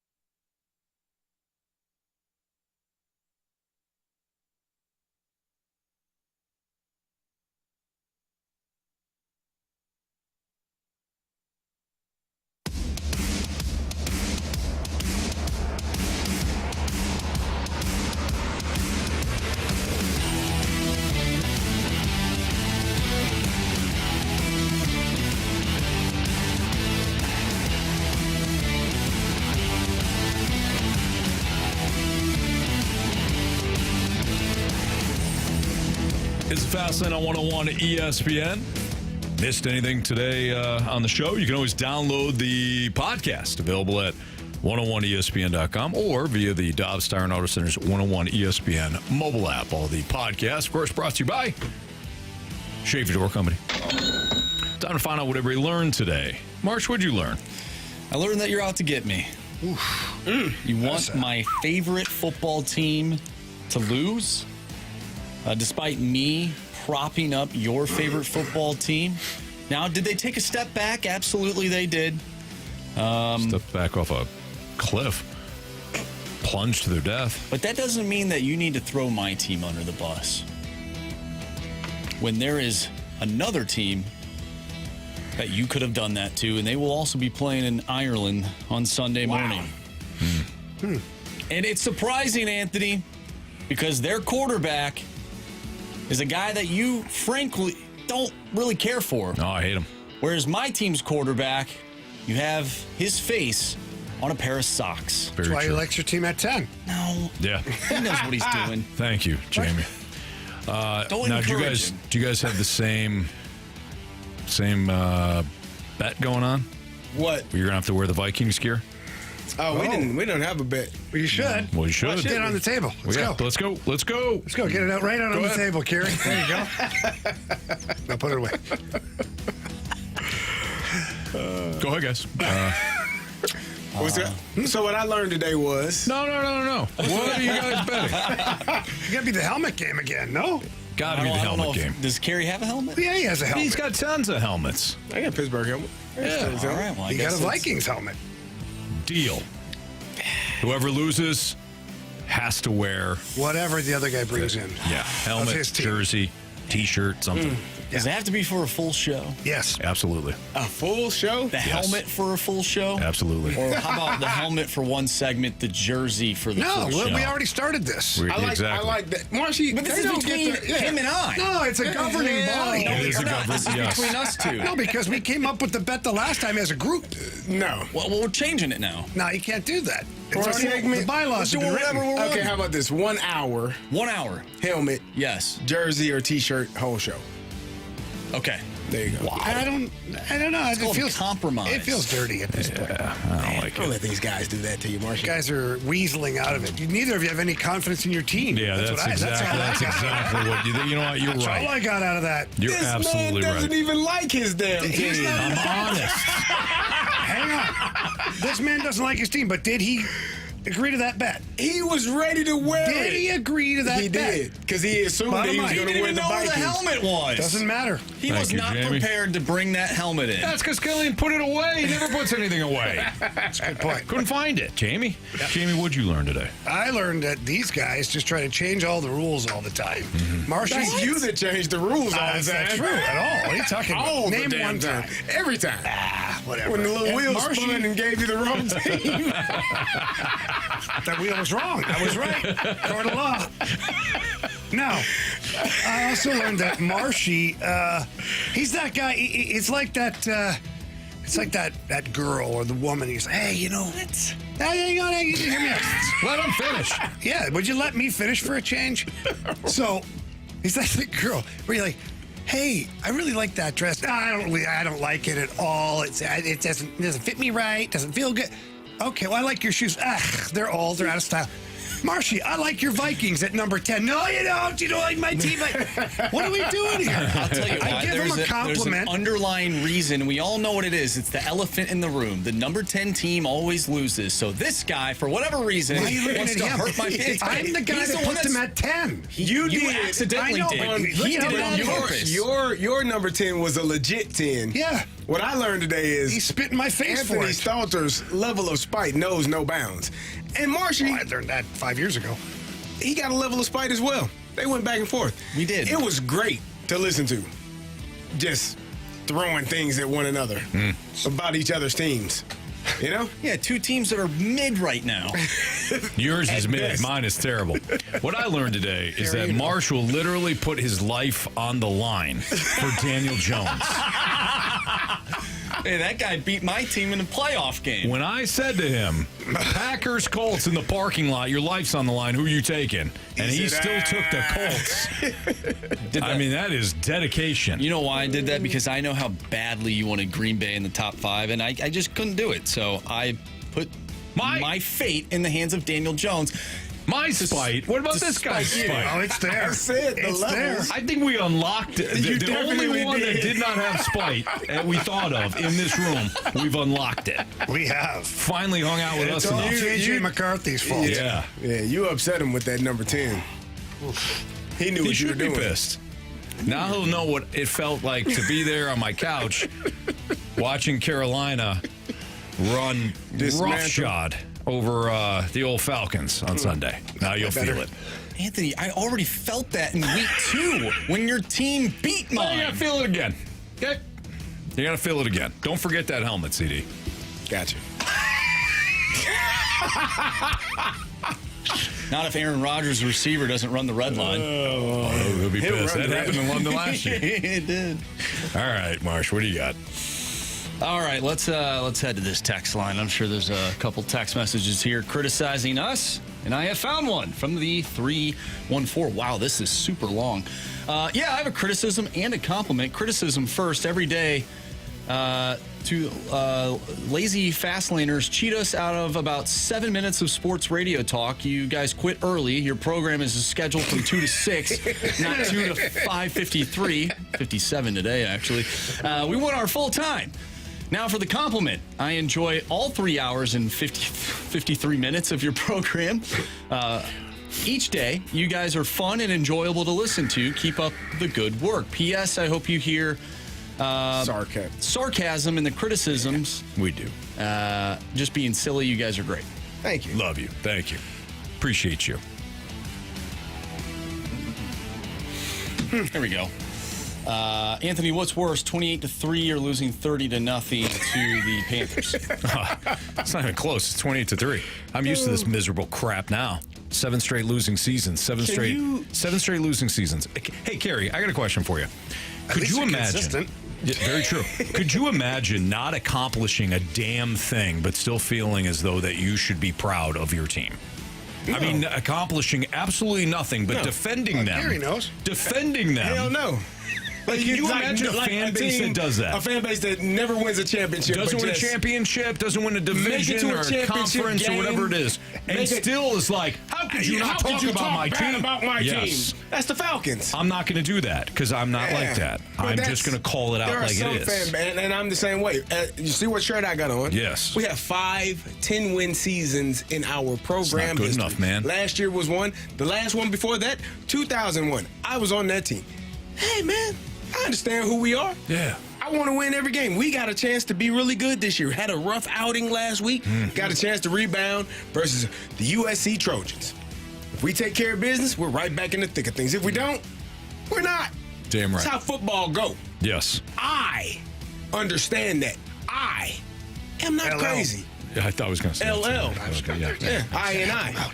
Yeah. I get it. You're not going to walk around saying, we accomplished something. If we never won a Put some respect on our name. If we never won a conference championship, like in my lifetime, I probably wouldn't be talking. Right. Like we're the greatest team in any conference.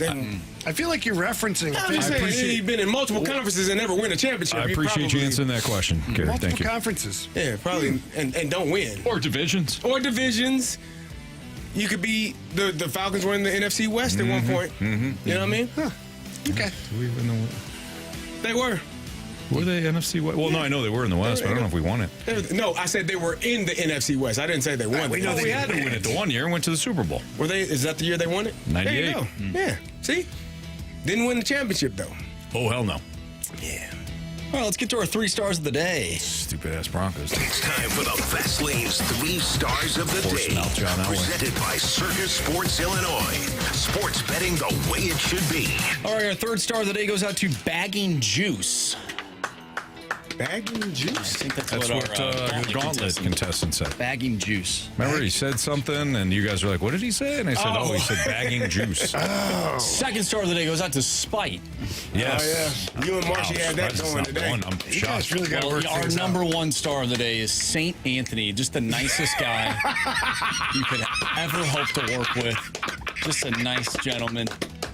We're really happy to have you here. I love this. We did this to him. We did it. We finally broke him. We did. It's not, I don't even think we unlocked him. We broke him. Yeah. Yeah. Well, for the one and only Andrew Your Marsh. life's about to change, son. Andrew Viking Marsh. We're the rest of us. See ya.